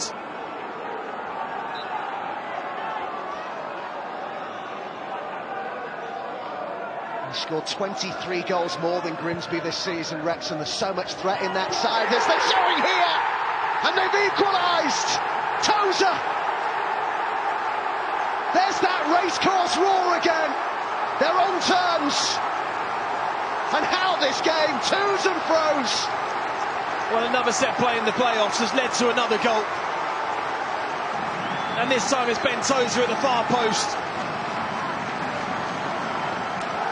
He's not really being marked. And I think Cropper needs to get a lot closer to him, because he just gets that little run and jumper. You see the yard he's got on him. And then he's got the advantage to get his arm on his shoulder and head over him. Doesn't pin him anywhere near enough. It's a quality ball in, and you have to say it's a goal against the run of play.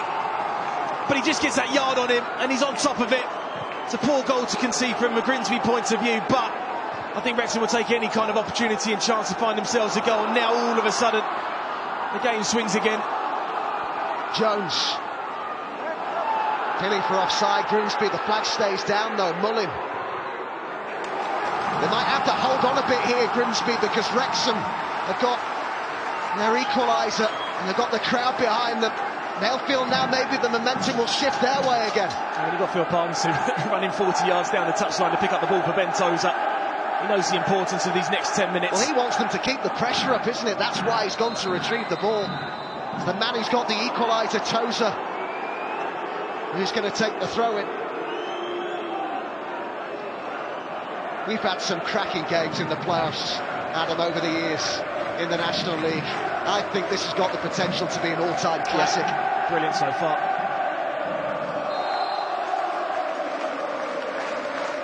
Tozer to put one in the box. It's flicked on by Palmer, and Mullin was there!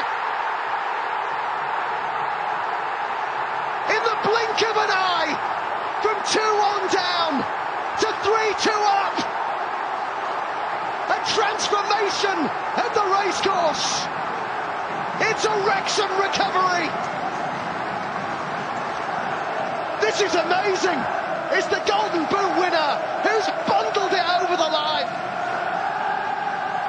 Well, this is why we love the game so much, because you just never know what can happen in an instant. And again, it's Palmer that flicks it on for his strike partner.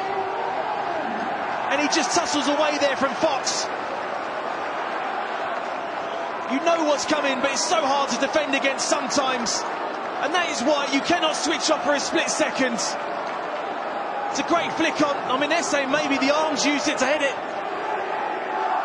And not his head.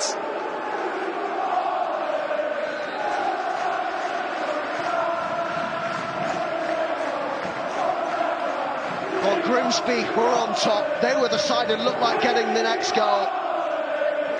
But as Adam says, well, this game, it always keeps us guessing, and particularly in the playoffs.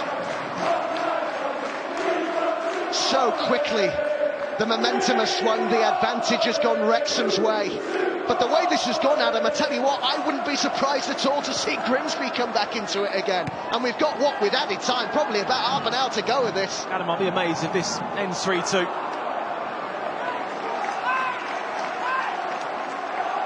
1 minute and 55 seconds between the two goals, from his side being 2-1 up to Wrexham being 3-2 up. Amos. Headed back by McFadzean to Dibble.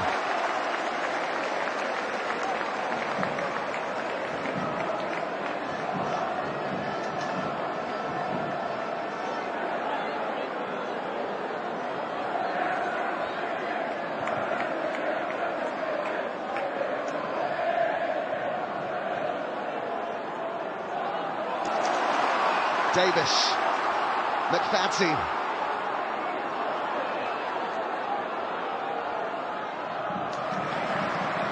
Cleworth.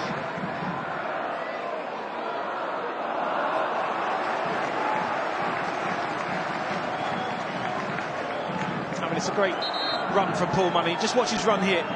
Just runs across, and that's what creates himself the space. So many times, see Palmer standing still. I think it's come off his arm there, Adam.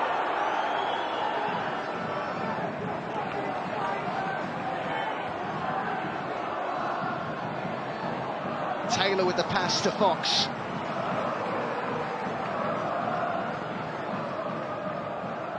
Clifton. Holohan.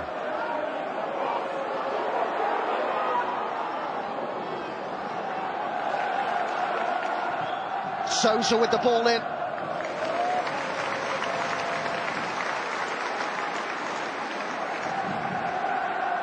Amos with the throw-in.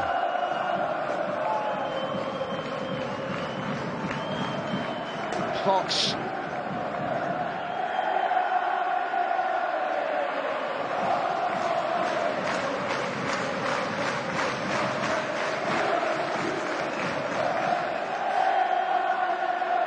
Can Grimsby hit back again? Remember, they've already come from behind themselves in this match. I think the manner of the goals, Adam, I think will disappoint him more than anything. A corner, and you know, I've said it every time Wrexham play, you've got to be switched on for 90 minutes with the toes thrown. I think he'll be disappointed the way the two goals have gone in quick succession. To the box it goes towards Dibble. And took that well. Well, we've asked the view, Adam, of Luke Garrard down on the touchline, and Aaron McLean as well, about that goal that's got Wrexham in front. They concur with you that they feel that it was a handball, this, by Mullin. Is it Mullin's Maradona moment, this? I mean, you look at the arm there. It is, Adam. It's a handball. It is. I have to say, at full speed, it's very hard to tell from particularly the angle that we had in real time, but when you see it slowed down to that much, I have to say, yeah, well, I agree. It's a handball, isn't it? And how hard that would be on Paul Hurst and Grimsby if they were to lose their Football League dream on that. Well, it is. I mean, you look at the two of the three goals out of one being a penalty, which I didn't think was a penalty, and then you've got the third one that's a handball. I mean, Wrexham won't care, Adam. Fans are singing away, and all of a sudden, when you're completely out of the game, set plays at National League level are so important, and that's what's got them back into this game, not through playing well, but through working on set plays and getting them right at the key moments.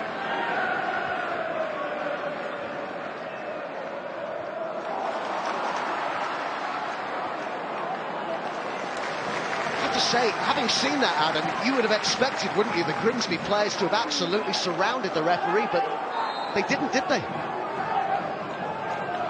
Micah Linden is going to be coming on, one of the players who started at Wembley in the trophy final last weekend.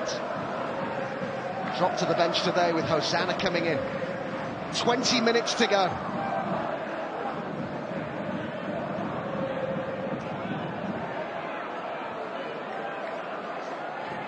Amos.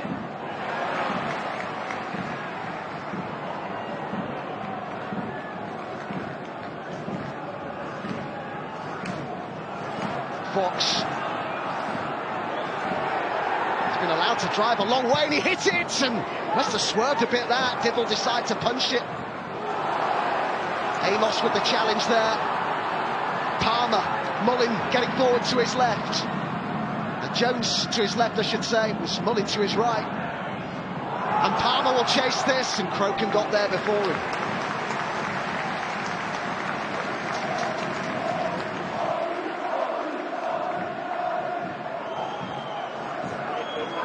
McAtee. Taylor's on the edge of the box. McAtee looked to find him! They've done it again! They just never know when they're beaten! McAtee provider this time. It's Taylor with a massive goal for Paul Hurst.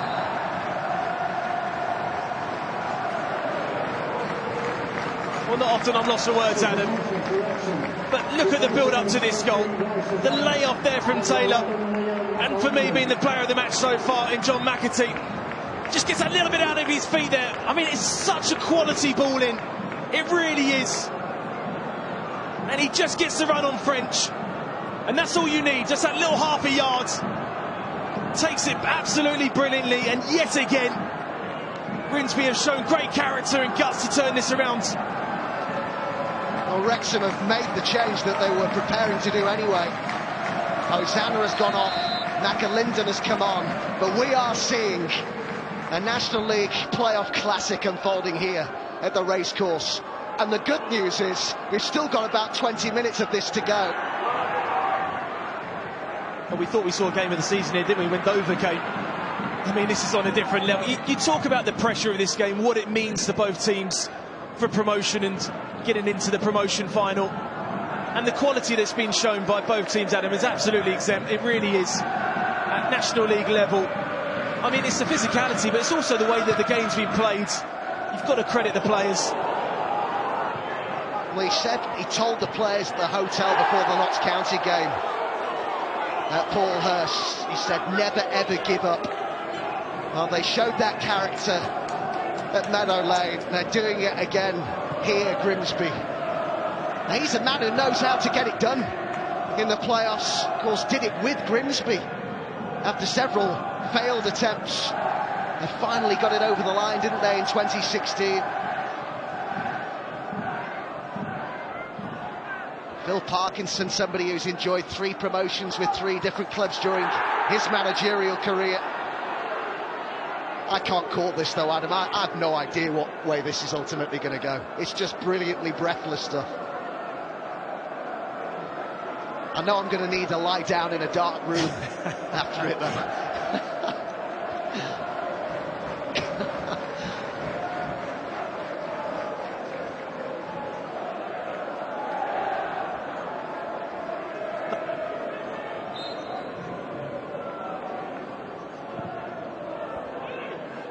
Into the box it goes. Here's the last touch off. Both sets of players appealing, but it's a goal kick. Took this so well, Taylor, but what a game McAtee's having as well, Adam. But Adam, this is a goal at the top level. The goalkeeper into the forward's chest, he pings it off brilliantly. And McAtee's only got one option, and that's Taylor, and he picks him out absolutely brilliantly. It's a perfectly timed run across the near post. It's a brilliant goal, it really is. Not quite kept in. And suddenly now, Adam, it's got so flat for Wrexham, hasn't it? 9,734. 9,734. Thank you, fantastic support. Diasarue coming on. The man who's got 4 goals in his last 2 games. The man who came off the bench to get that late winner in the 119th minute at Meadow Lane. It's Taylor who's got the equaliser, who's coming off. Paul Hurst said actually after the game against Notts County that it was a late change of heart to even have him on the bench against Notts County. The initial plan had been to have 2 midfielders on the bench, but something was nagging away at Paul Hurst, and in the end he decided to put Diasarue among the substitutes. It turned out to be a great decision in the end. McAtee flicked it on, Diasarue already in there. All you have to say against Notts County, Adam, that the 3 substitutes that Paul Hurst made changed the game completely. Diasarue, you mentioned Abrahams and Maguire Drew. It's going to have to be a game. In this game, your subs are going to come on, and they're the ones that need to make the difference.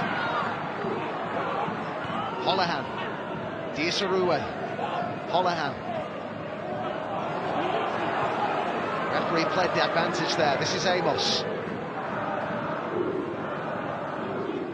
Clifton. Fox.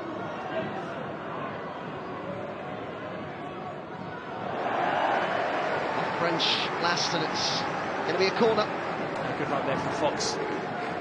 It's about timings 15 minutes ago. I mean, the physicality of this playoffs is certainly demanding on these players. So it's when you go forward, it's timing your runs as well.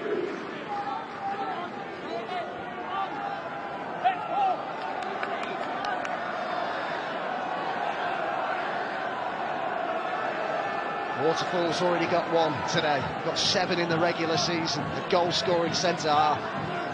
Holohan on the edge of the box. Dibble just fractionally off his line.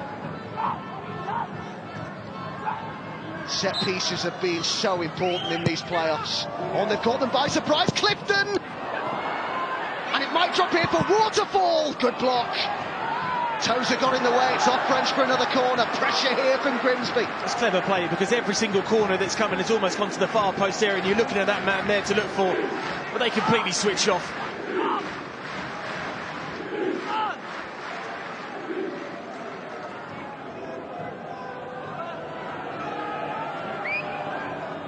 Can Waterfall find a yard in the box to get away from Tozer? In it goes from McAtee. He's done it again! I can't believe this! Diasarue, the hero on Monday, he's done it again on Saturday. This is almost beyond remarkable. Super Sub strikes again. Well, it's Clueworth that's not even watching the ball when it comes in.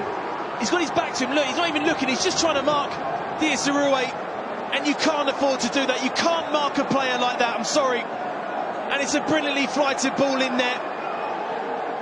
And Diasarue, yes again, has come on and has made a massive difference. Wow, wow, wow. This is incredible. That's 5 goals, Adam, he's got in 3 games, Diasarue. And to think he wasn't even going to be in the squad. Oh, it's Mullin! Mullin! Oh, what a save! What a stop by Crocombe! Can we just go off air now and we'll just go and watch the game ourselves, and we'll just let the game run itself and we'll stop talking? What a chance, Adam. Ah, you really felt the way that he strikes the ball. He's maybe struck it the wrong side of Crocombe. Another set piece to defend Waterfall. Tozer, can Wrexham rescue it again? On Cropper.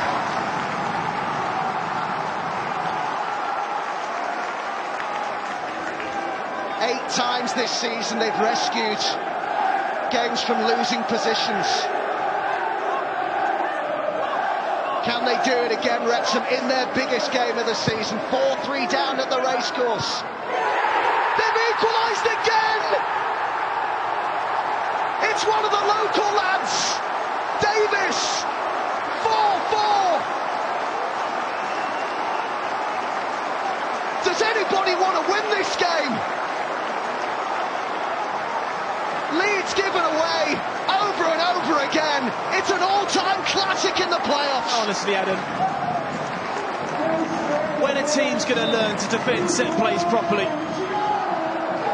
he starts on the post and he just runs away and he just gives himself that half a yard, and Tozer just gets the smallest of blocks on Holohan that gives Davis the chance to try and direct that header into the goal. Unbelievable, honestly, unbelievable.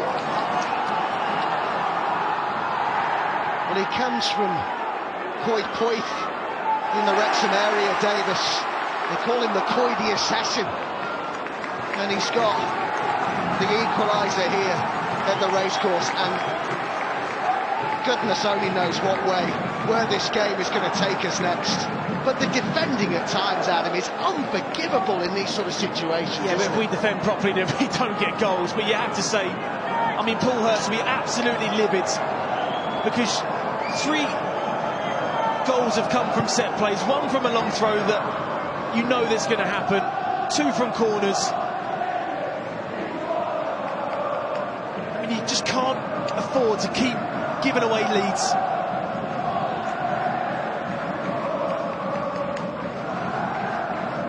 How do you fancy another half an hour? Up to, mate. It's great for us. That's where we're heading at the moment. Unless one of these sides can find a lead and hold it, which would take some asking the way it's gone so far. Here come Wrexham again. Cleworth. Davis. Oh, they could be in trouble here. It's a great ball over towards Palmer! Angle was working against him. It's a great ball in there, it really is.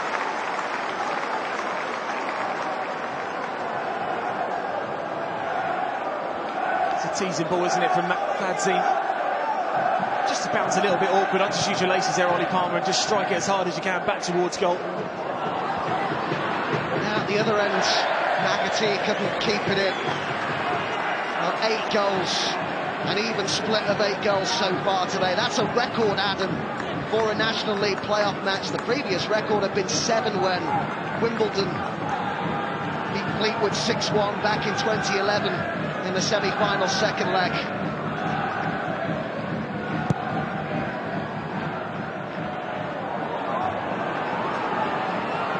Well, we could have even more drama like this tomorrow when we head to the West Midlands. Solihull Moors against Chesterfield, another lunchtime kick-off.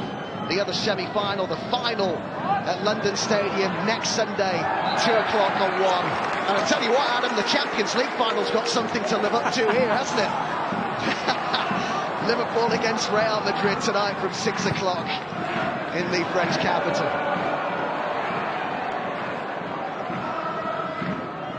Cleworth. Searching cross. Diasaroué. Oh, that's a lovely take by Clifton. McAtee's made the run to the right. Can he pick the right moments? McAtee with Diasaroué arriving in the box. McAtee keeps it going. Tozer nicked it off him. Fox is there. Sousa. Diasaroué waits in the box.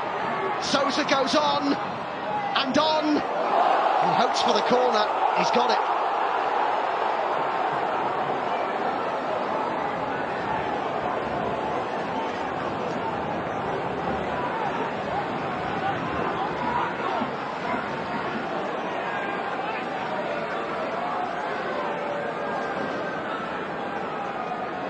Another set piece. I mean, if we see a goal here, then clearly see that players don't learn their lesson.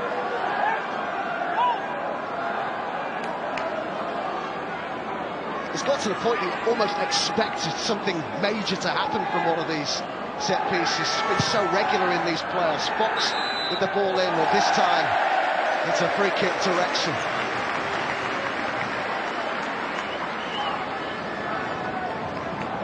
Sign of a good game, Adam, from a commentator's perspective, is when you barely look at your notes. I may as well chuck mine away. There's no point looking at them.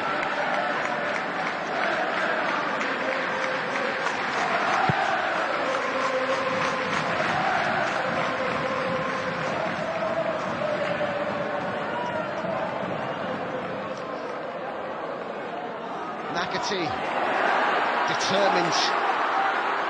Young won it back. Palmer. Still Palmer. McFadzean. Over towards Mullin. Thought about the overhead kick. Davis hit it!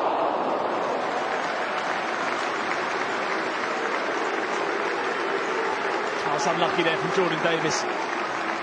It's a difficult technique to adjust your body then to strike across the ball and try and get it underneath the crossbar.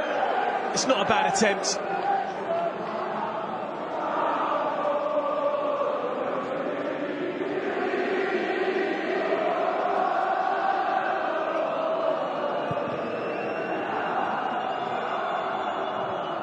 Diasaruwe with the header.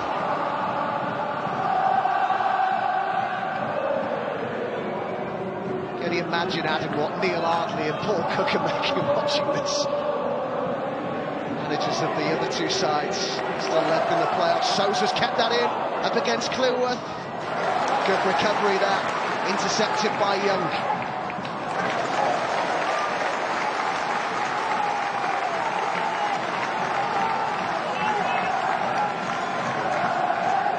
Say what a credit the supporters of both of these clubs have been to their clubs this season. Fantastic backing. Wrexham had the league's highest average gate. Grimsby averaged 5,700 at Blundell Park. Let's get Adam's man of the match. Well, I'm going to quickly get in before he goes off, Adam, because his performance today has been absolutely brilliant. Creativity, his goal was absolutely brilliant. And I think he's absolutely carried this Grimsby side when things were against them. You look at big players to step up at big times, and this goal, for me, just sums up what a quality player we have in the National League. In John McAtee, the assist that he's provided, and it's another big performance from him. It's Tristan Abrahams who's come on to replace him. Player who's on loan from Carlisle. 3 goals in his last 6 games. Actually came through the Orient youth system. 3 minutes of normal time remaining. We are heading towards extra time in North Wales. It's been a National League playoff semi-final for the ages. But which way will it ultimately swing? Extra time looming. May even require penalties.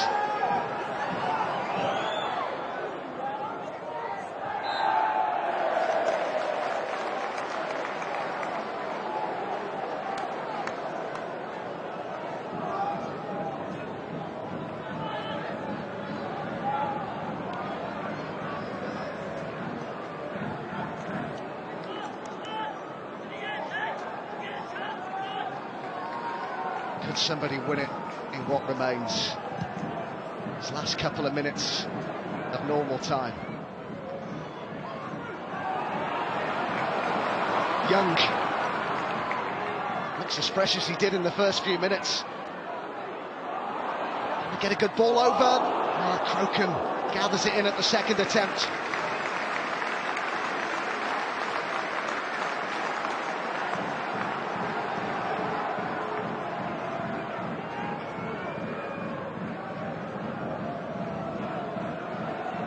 Grimsby, remember, hoping to bounce straight back to the Football League at the first time of asking.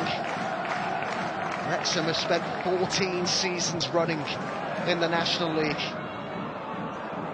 To play for Wrexham, a club whose supporters feel that their rightful place is the Football League, to be at this level for so long comes with a real pressure at this sort of occasion. Sousa. Nice beat here by Clifton. No! Well, they had a couple in there, Abrahams and Diasaruwe arriving at the back post. That was so close.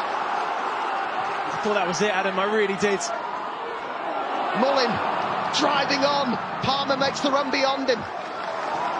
McFadzean, final minute of normal time. Davis. McFadzean. It's football on the edge, this. McFadzean! Oh, what a save! Brilliant reaction from Crocombe.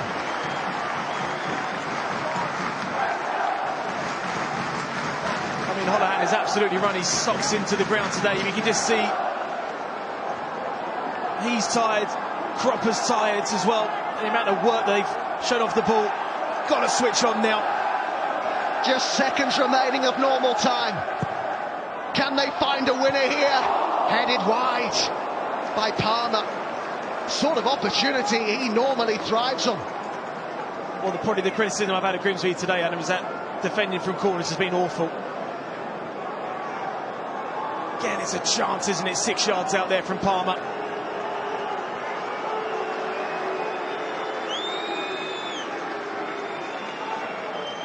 A minimum of 4 minutes added time. This has just been chaos, glorious chaos.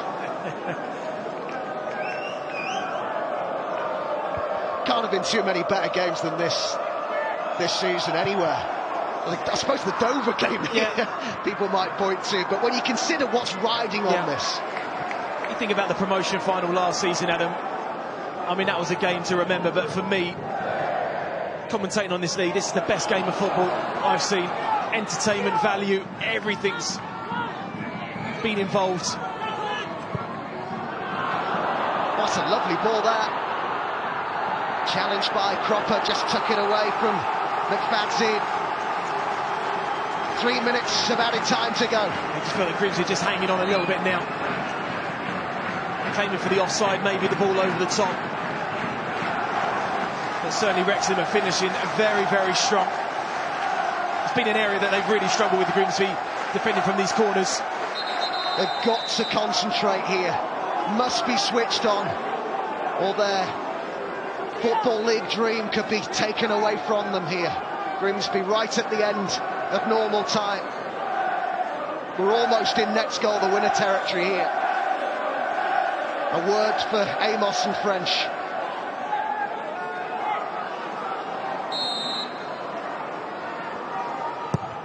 The racecourse holds its breath as it goes wide from Palmer. That's 2 chances. Another chance, Adam.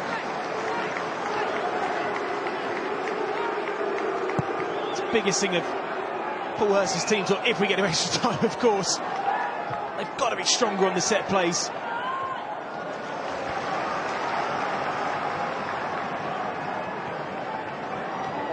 Oh, the nerves and the tension of the playoffs, unbearable. And it looks like there could be another half an hour of it. Adam and I are absolutely delighted about that. Imagine Wrexham and Grimsby supporters, I was going to say, on their edge of their seat. They've been off them for some while. Cropper with the throw-in, got great distance on it, and it was wide off Waterfall. It's a chance. It's a great throw-in, though. Just that maybe a little bit underneath it. Luke Waterfall.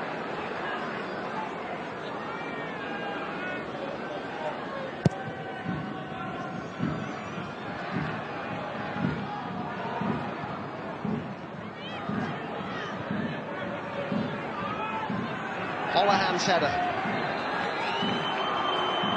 It's going to be a bit more added time here because there's another head injury for Tyler French. He's already had a couple of knocks to the head in this game. It's a cut. A collision with Taylor in the first half.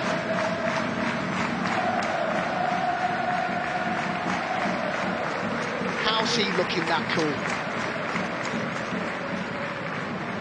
Chaos all around him, but not even a hair out of place for Paul Hurst.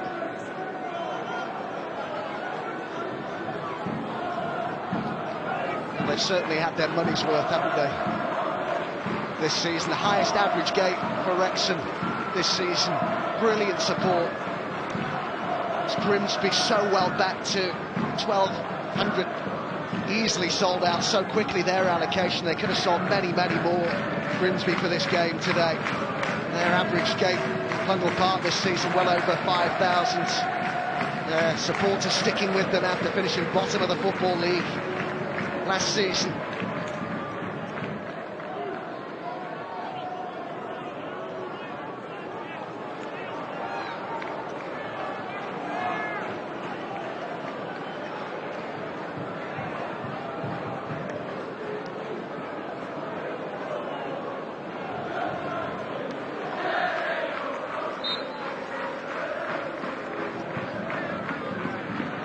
Tozer sends it long. Grimsby get the free kick. Some ironic cheers from their supporters.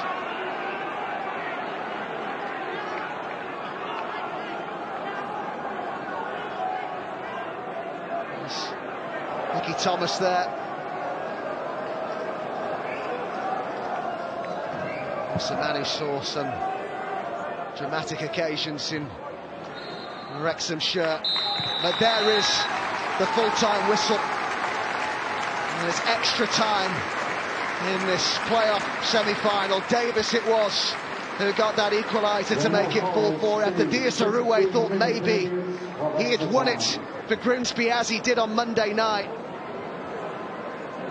Another half an hour of this to come. I have to say, I'm not too disappointed about that. I know you won't be going anywhere. This has been brilliant. Chaos in the playoffs. Full time then. Wrexham 4, Grimsby 4. Extra time to come.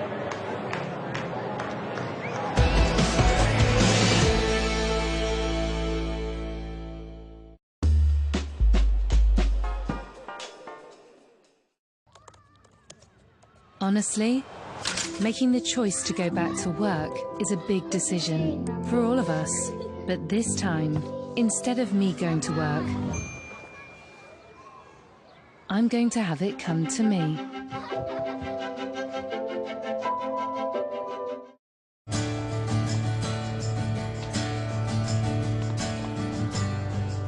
Stand by me, nobody knows the way it's gonna be. Wishing you all a wonderful 4-day weekend and Jubilee celebration. Halifax, it's a people thing. Amazing deals now on at Currys. Get 10% off the marked price on all Samsung TVs, like these Samsung QLED Q80 TVs with exceptional detail and colour from $675. Or upgrade to the Samsung Neo QLED QN95 series with anti-reflective screen from $1170 at Currys. Breathe. Feel that? That's your body, baby. Now go! Woo! I'm telling you right now, that's how you find joy. It's in the way you groove, in the way you push, in the way you love. It's in yourself. Listen to your body. Feel your power. The Solo Stove Bonfire is the hottest new reason to get outside. With its signature 360-degree airflow design, firewood gets just the right amount of oxygen, and since it's easy to light, it gets going fast. There's a reason it has over 10,000 5-star reviews. Bonfire is made for when those good moments become lasting memories. Save £20 off your first order using promo code TV20 at eu.solostove.com. Sadio Mane, Rooney's come a mile out of his goal. And Sadio Mane's got the chance and he's away. He's got a wide open goal. And Liverpool are heading to Paris for the Champions League final. Sadio Mane keeps his cool. Villarreal 2, Liverpool 3, and Liverpool heading to the final.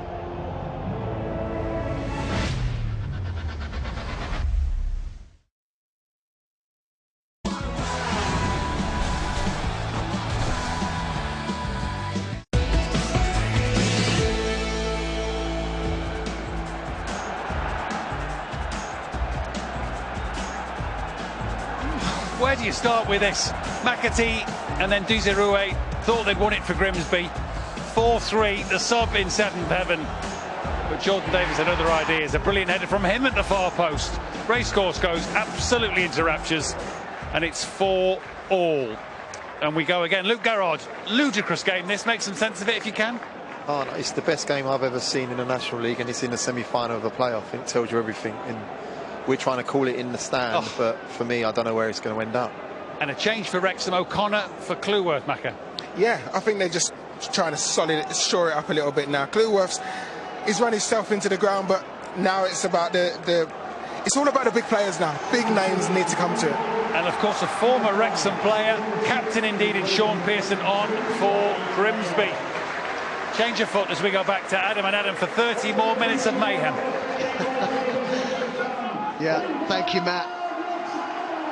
What an atmosphere at the racecourse. And I thought, Adam, there that Lou Garrard nailed it when he said, look, not just one of the best games that we've seen in the National League, but the fact that this is happening in the biggest game of the season for these two clubs. It is a game that really dictates the futures of so many individual players, the clubs as a whole, where they'll play next season potentially. To happen in those circumstances makes it all the more remarkable. Yeah, most definitely, Adam. I mean, credit to both sets of players for that 90 minutes of football, because it was absolutely breathtaking. It was absolutely brilliant, as you described it perfectly. Glorious chaos. And hopefully we've got another 30 minutes more of it. But it's now, you get that full-time team talk and you need to settle down again and regather your thoughts.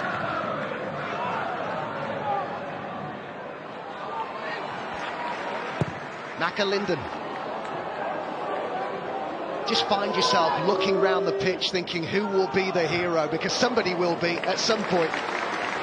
Maybe there'll be a villain as well. That's just the nature of the beast. Goes with the territory of the playoffs. It's one of the things that just makes them so nerve-wracking, so drenched in tension.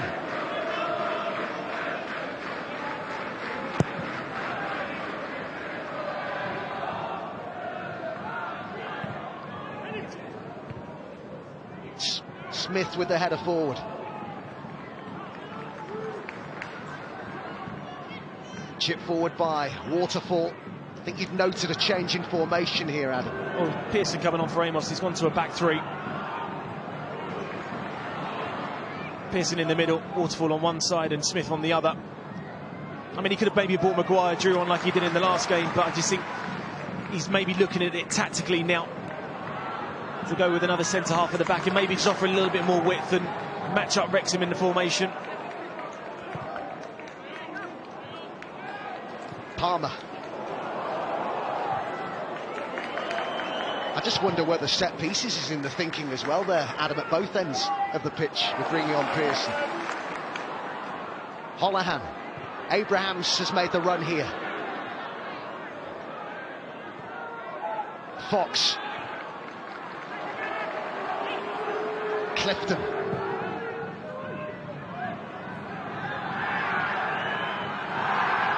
Young tuck it away from Souza.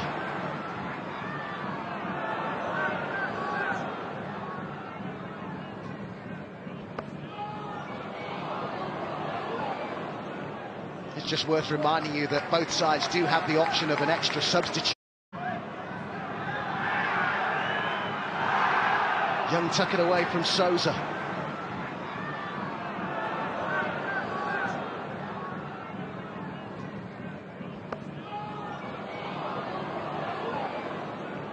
It's just worth reminding you that both sides do have the option of an extra substitute, with it being Fox.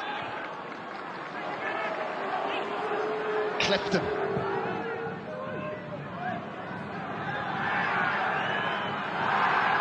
Young tuck it away from Souza.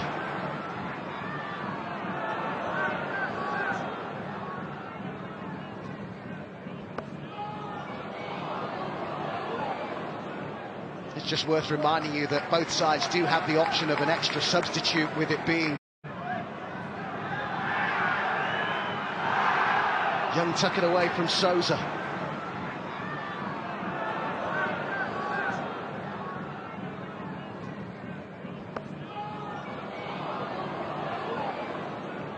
It's just worth reminding you that both sides do have the option of an extra substitute, with it being Fox.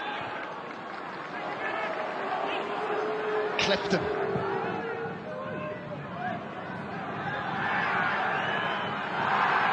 Young tuck it away from Souza.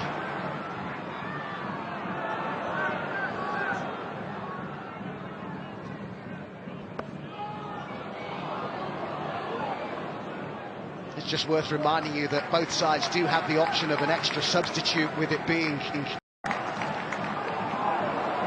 Liam McAlinden. Fresher legs than most. Palmer waits in the box. Jones is on the edge of the area. Here he is. He's badly overhit that, though. McFadzean will keep it going. Cropper in front of him. Davis provides support. Cropper with the challenge.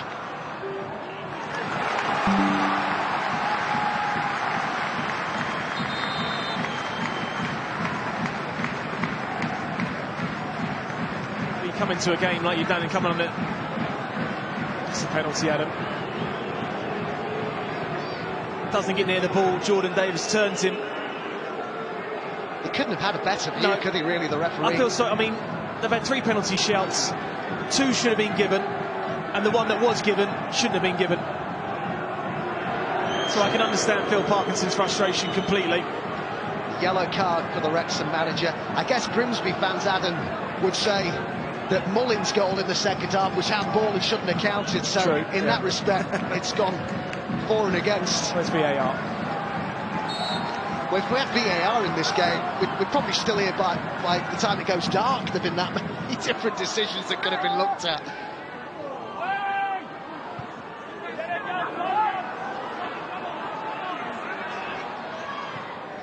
Holohan up towards Sousa. So much here, Adam, as well, is going to depend on fitness, isn't it? 100%, Adam. It's a really good point. I mean, it's another period of extra time for Paul Hurst's side to contain. I can already see already the back three. I mean, look at the gap here. They're just dropping deep into their own half, and you're almost leaving Sousa, Abrahams and Diaz-Darroué up front on their own to really play on the counter. Davis, blocked by Fox. Now maybe there's a chance for a counter. Just kept in on that far side. Hit early by Cropper. Tozer was there for Wrexham. Pearson headed forward. Man who knows this ground so well. Played 132 league games, the former Wrexham captain. Linden, who's seen plenty of the ball in this first period of extra time. Pearson got it clear. Lovely control by Fox. Nice ball as well to Sousa. Abrahams.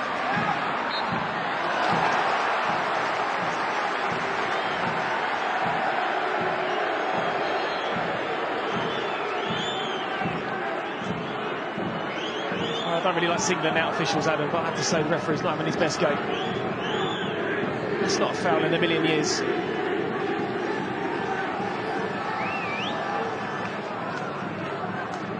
Well, there certainly have been some huge calls for Adam Herczeg to make in this match.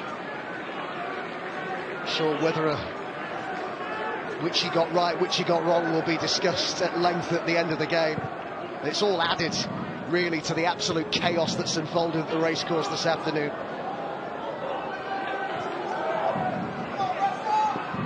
Clifton. Oh, that wasn't great, was it, from Tozer?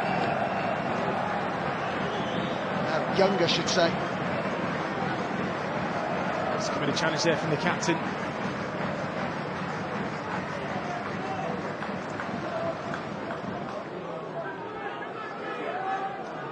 He's one of those who can remember that last playoff experience for Wrexham, a bad memory.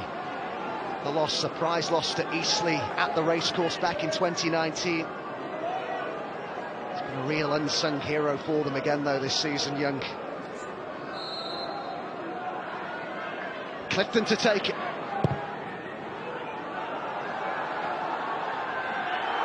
Well, the flag is up for a free kick to Wrexham.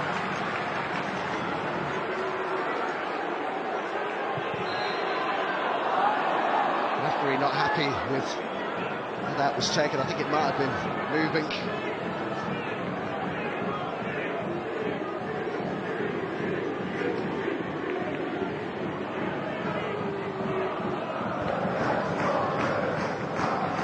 Wrexham finished the regular season 11 points above Grimsby. That's still in the 10th minute of extra time here. There is nothing to separate them at the racecourse.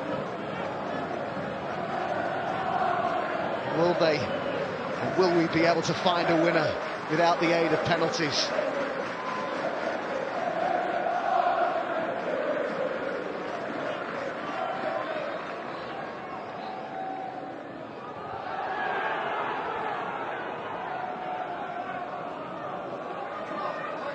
Abrahams.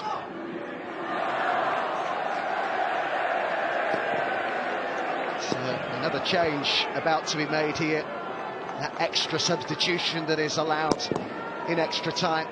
And it's a teenager on loan from Aston Villa who's going to be coming on, Arjan Reiki. Paul Hurst felt wasn't quite ready to be involved in the game on Monday night at Notts County, but on the bench today and about to come on. Interesting to see who he replaces. Souza, Fox. Fox with the ball into the area. Diasaruwe looks to take it on. Souza's in support. 5 in the box for the Mariners, to the edge of the area, and Fox stretching for it, but got there. Diasaruwe on the turn. Just can generate the power.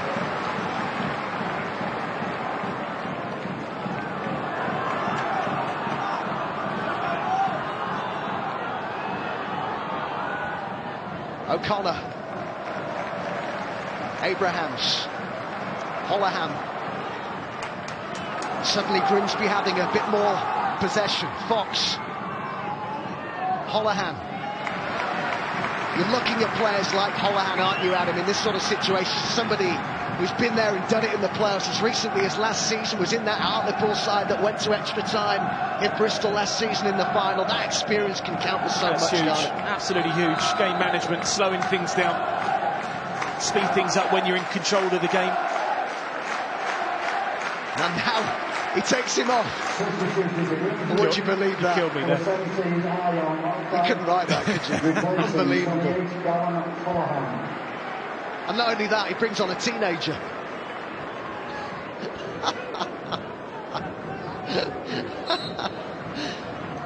I think it just shows how mentally tired we are from the game. I still think it was a pretty valid point, to be fair. But anyway, who cares? Good job they don't listen to us. Yeah. Diasaruwe. Cropper with the cross.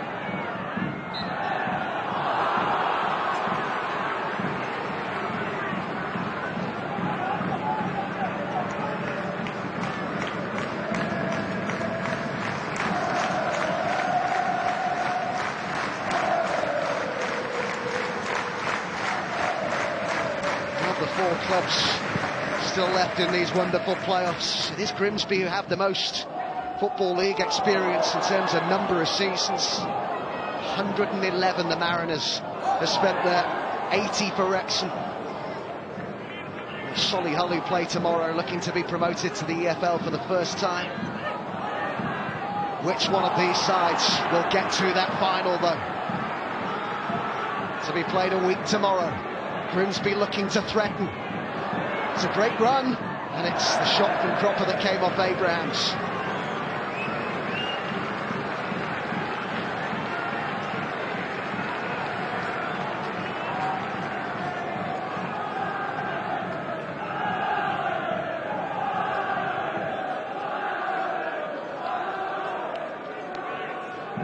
I think he's made a big difference since coming on. His hold-up play has been excellent. He's brought people into the game well. He's run the channels to try and stretch Wrexham.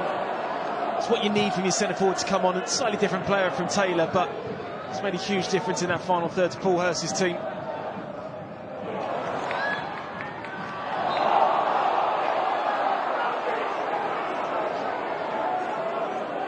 So just over a minute of normal time remaining at the end of this first period of extra time.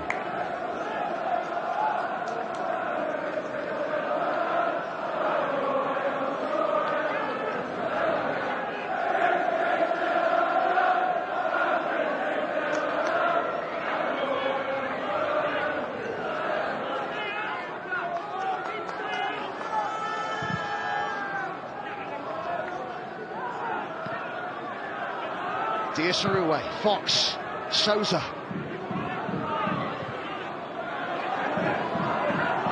Clifton. Fox, Souza, Fox. Good run by Clifton, trapped by McAlinden.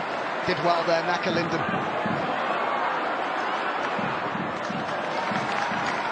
He caught there after he'd played that ball. The referee has seen him, he knows he's down. Fox. It wasn't the best challenge, Adam.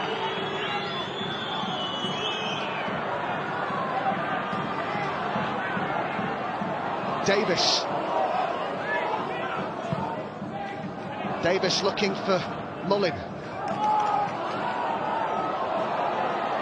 Palmer.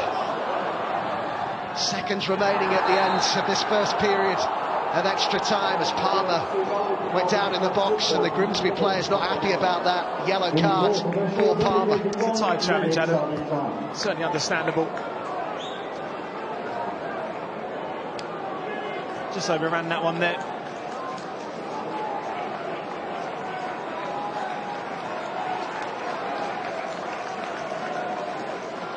It's confirmation of the booking for Palmer. I think there is some suggestion that Hyde could be coming on, with Palmer coming off. See about that.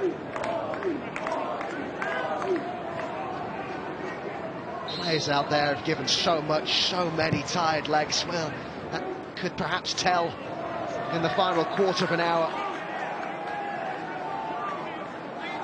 You hope it's a moment of real quality rather than a mistake from somebody that leads to a winner in a game that's been as good, as gripping, as chaotic as this. Could even be penalties, who knows? We'll find out soon enough. And there is the half-time whistle in extra time, where it remains 4-4 at the racecourse.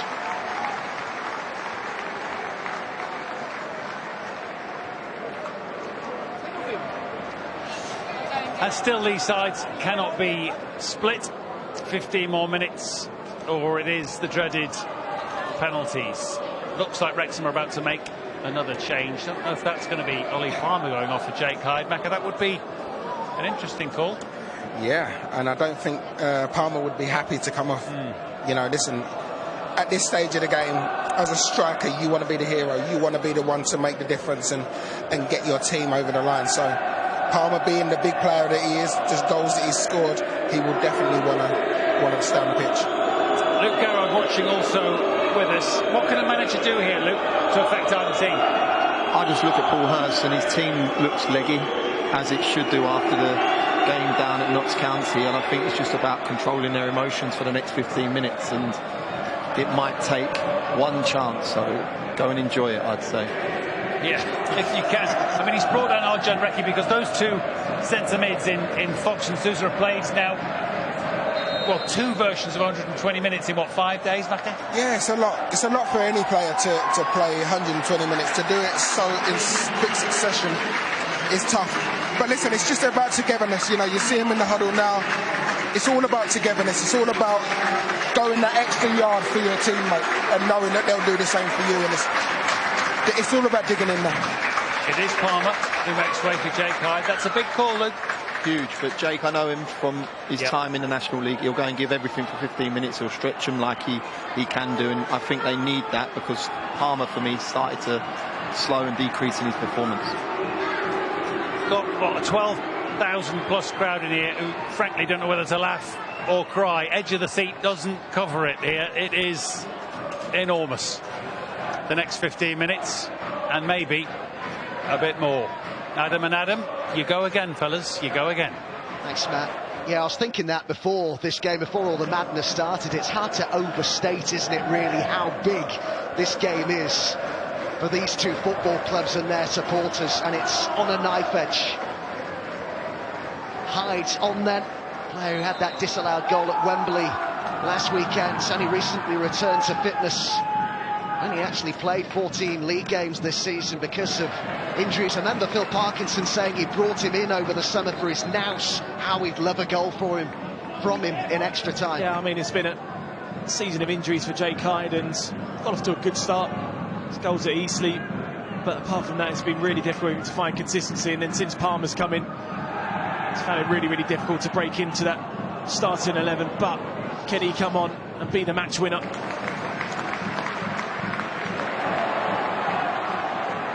Cropper is covering. All the pressure from McFadzean. Had enough on it to run through to Crocombe.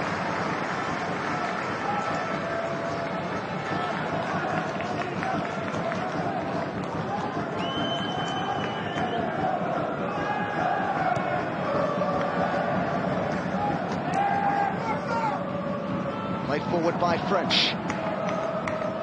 Smith, done very well on loan from Hull City to Pearson, and now Waterfall.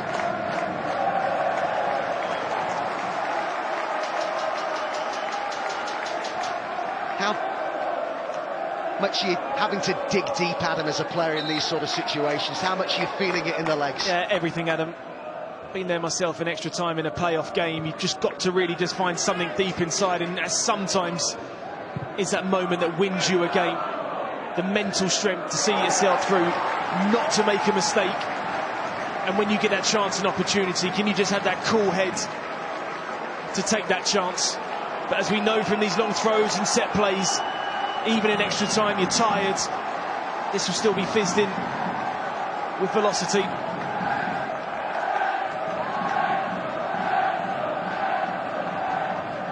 The racecourse steels itself for a long throw in from Tozer. Goalkeeper got a fist to that. Came out to McFadzean, and now Young. Good ball to Tozer. Still busy in that box. Good take that. The goalkeeper who had to come through a few bodies there. Wasn't easy that for Crocombe, who now goes down. Let's be a little bit winded, Adam. Good early call from him. It certainly is a foul, just the way that even if Jake Hyde would have put that into the goal, it certainly wouldn't have been allowed.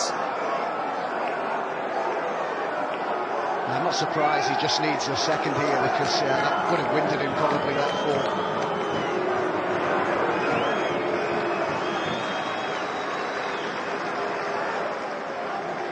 No doubt both the goalkeepers are already perhaps starting to think ahead about the possibility of penalties. I'm told that one of our people on the touchline here has been speaking to the groundsman at Wrexham, who says that the Wrexham players spent a whole day on the pitch this week practicing penalties at both ends of the pitch.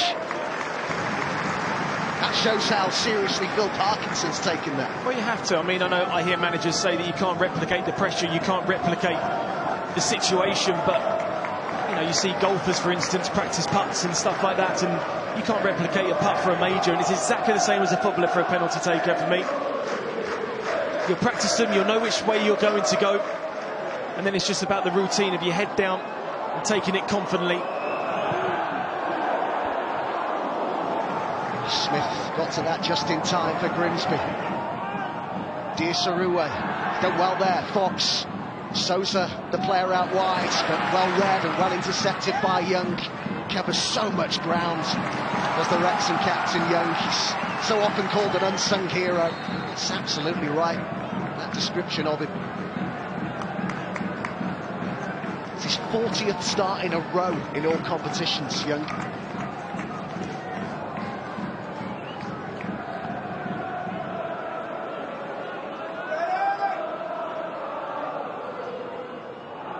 Good movement here by Jones. Sousa it was who got across to him. Tozer puts one into the box. Waterfall back defending. Diasaruwe.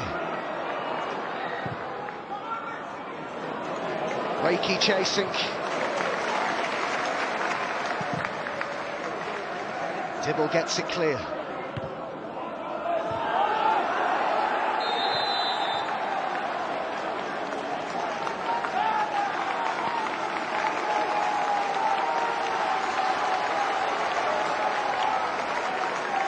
Just the mention of the playoffs must be enough to make Wrexham fans tense. This their 6th playoff campaign, yet they've never been promoted by that method. Grimsby have been twice. This is their 7th playoff campaign, and of course their most recent ended in success. It was under Paul Hurst too. Could they get the job done again and bounce straight back to the Football League? Last 10 minutes of extra time. They managed to avoid penalties at Meadow Lane with a late winner on Monday night, the Mariners. Will we get late drama again here?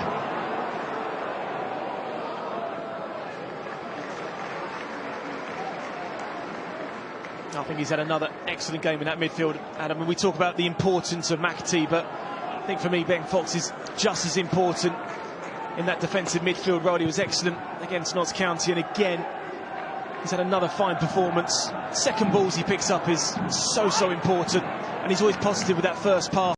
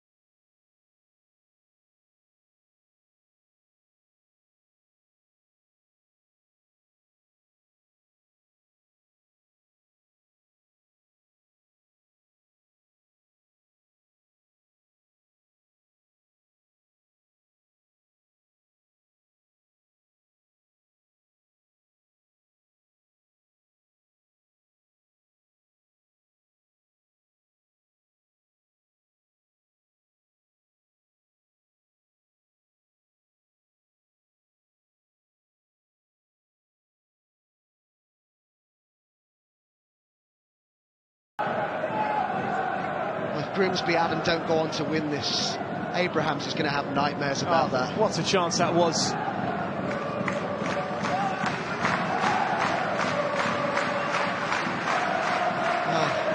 What an afternoon this has been. Started with that emphatic penalty from Mullin, then a glorious goal from McAtee, then Grimsby in front, the former Wrexham player, Waterfall scoring, then Tozer with an equaliser, then Mullin, we think with a hand, putting Wrexham in front, then an equaliser from Taylor, and then Diasaruwe put the away side in front, and then Davis with the goal that took us to extra time.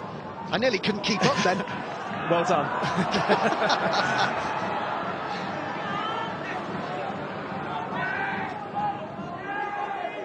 And well done to whoever put that together, by the way. How did you fit all that into, how many seconds was that? Wasn't many, was it? 28 seconds, apparently. 8 goals in 28 seconds. That takes some editing. Well done. Waterfall.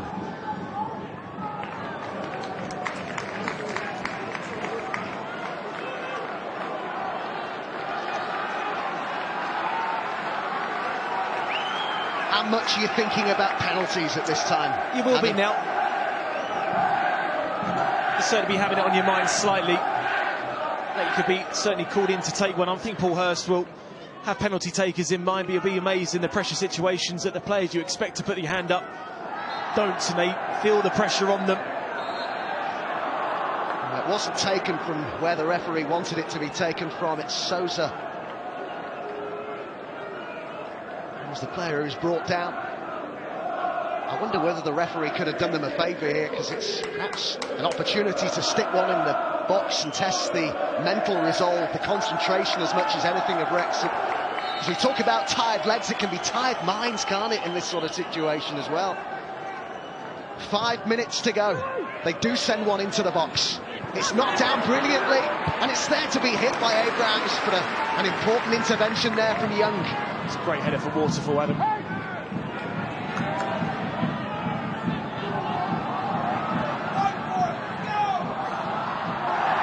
Alan McFadzean. Cropper with that foul.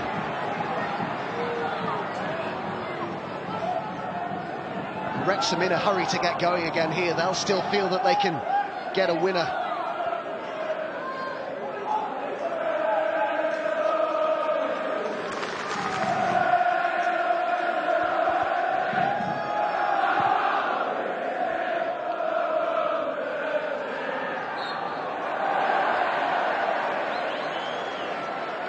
Remember that utterly chaotic game, Adam, that they had here, Wrexham against Dover, where they had to come from behind. They ended up winning that one 6-5. They've got their eyes on 5-4 here, or could Grimsby nick it at the end, as they did at Meadow Lane? right at the end of extra time on Monday night in another frantic playoff game.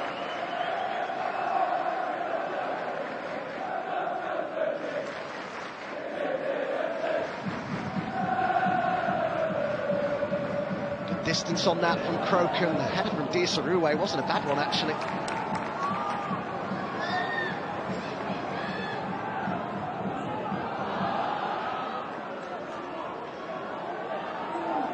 French.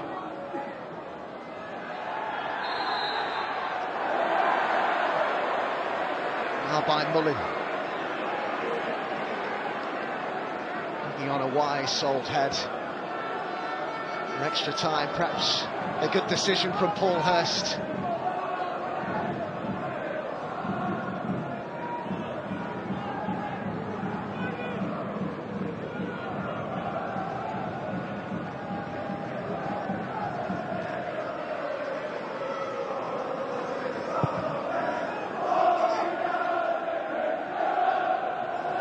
Diasarue looking to get to that, cleared by Tozer.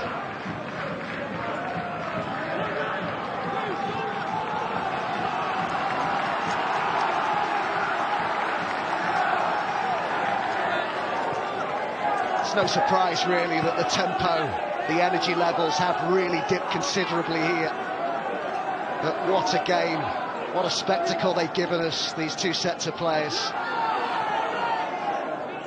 There has to be a winner, though. Sheer delight for one of these clubs, utter dejection for the other. It's going to be the long throw now, Adam. Can you switch on? Can you go and be the winner? I've got Pearson in there as well. There's an extra head to aim for. Waterfall, who's already scored once, is up there. What can Cropper pull out here?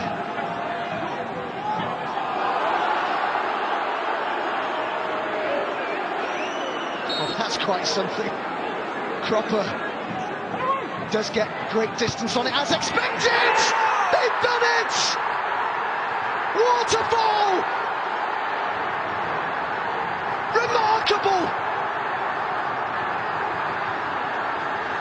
They've nicked it, it would seem, right at the end.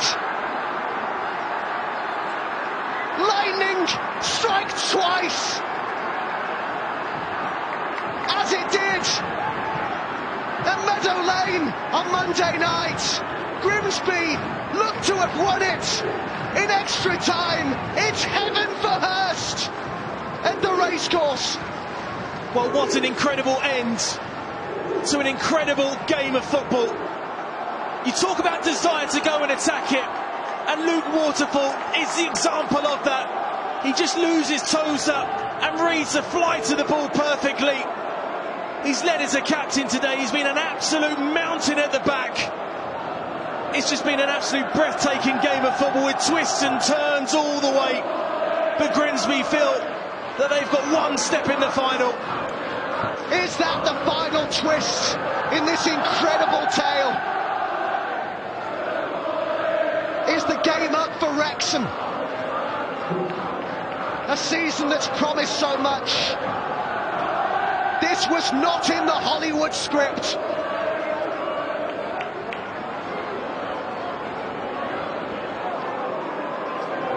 Into added time and extra time. I cannot believe, Adam, that Grimsby have done exactly what they did at Meadow Lane on Monday night. Unbelievable. Paul Hurst never give up, and they've not done that in this game. 2 goals for the centre half, who used to play for Wrexham.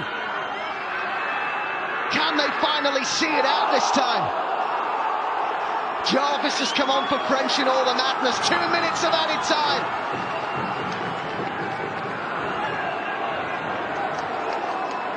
It's a long throw-in for Grimsby to defend. Crocombe comes and gets it. The calmest player in the stadium is your goalkeeper. Let the catch almost ring to cheer like he scored a goal.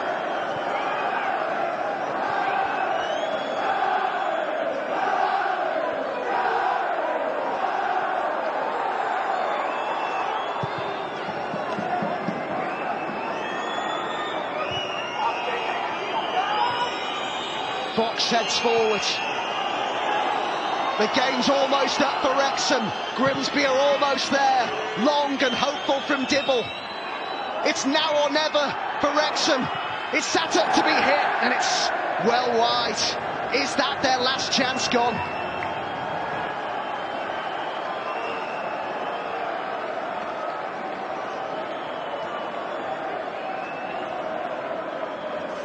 I mean, never say never in this game, Adam, but I think you might be right there.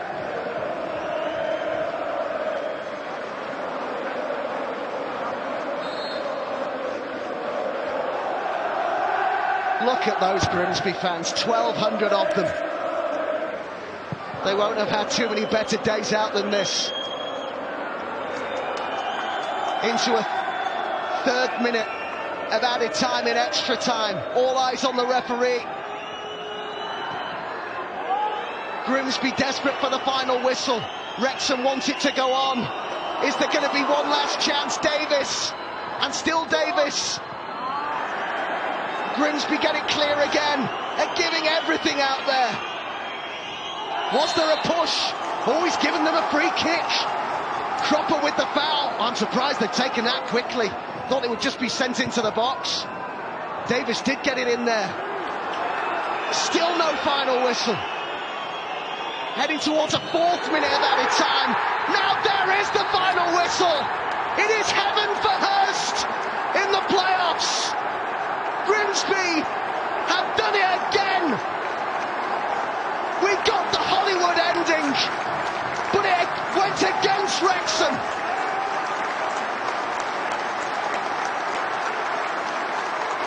What a season they've had. The runners-up, though, are eliminated. Grimsby have found a way to reach the final at London Stadium. It is an all-time National League playoff classic. Waterfall the hero. A brace for the centre-half who used to play for Wrexham. What a match. Breathless chaos. Wrexham 4, Grimsby 5.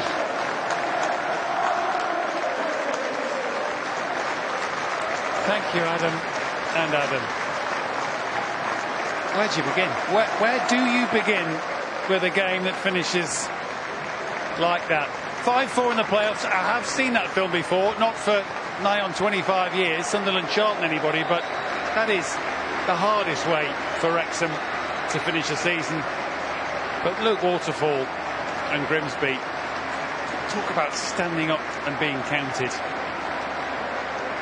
Ben Fox and Enrico Souza, who've played 120 minutes twice in 5 days and won both. Extraordinary effort. And as hard as it is for Wrexham, it must be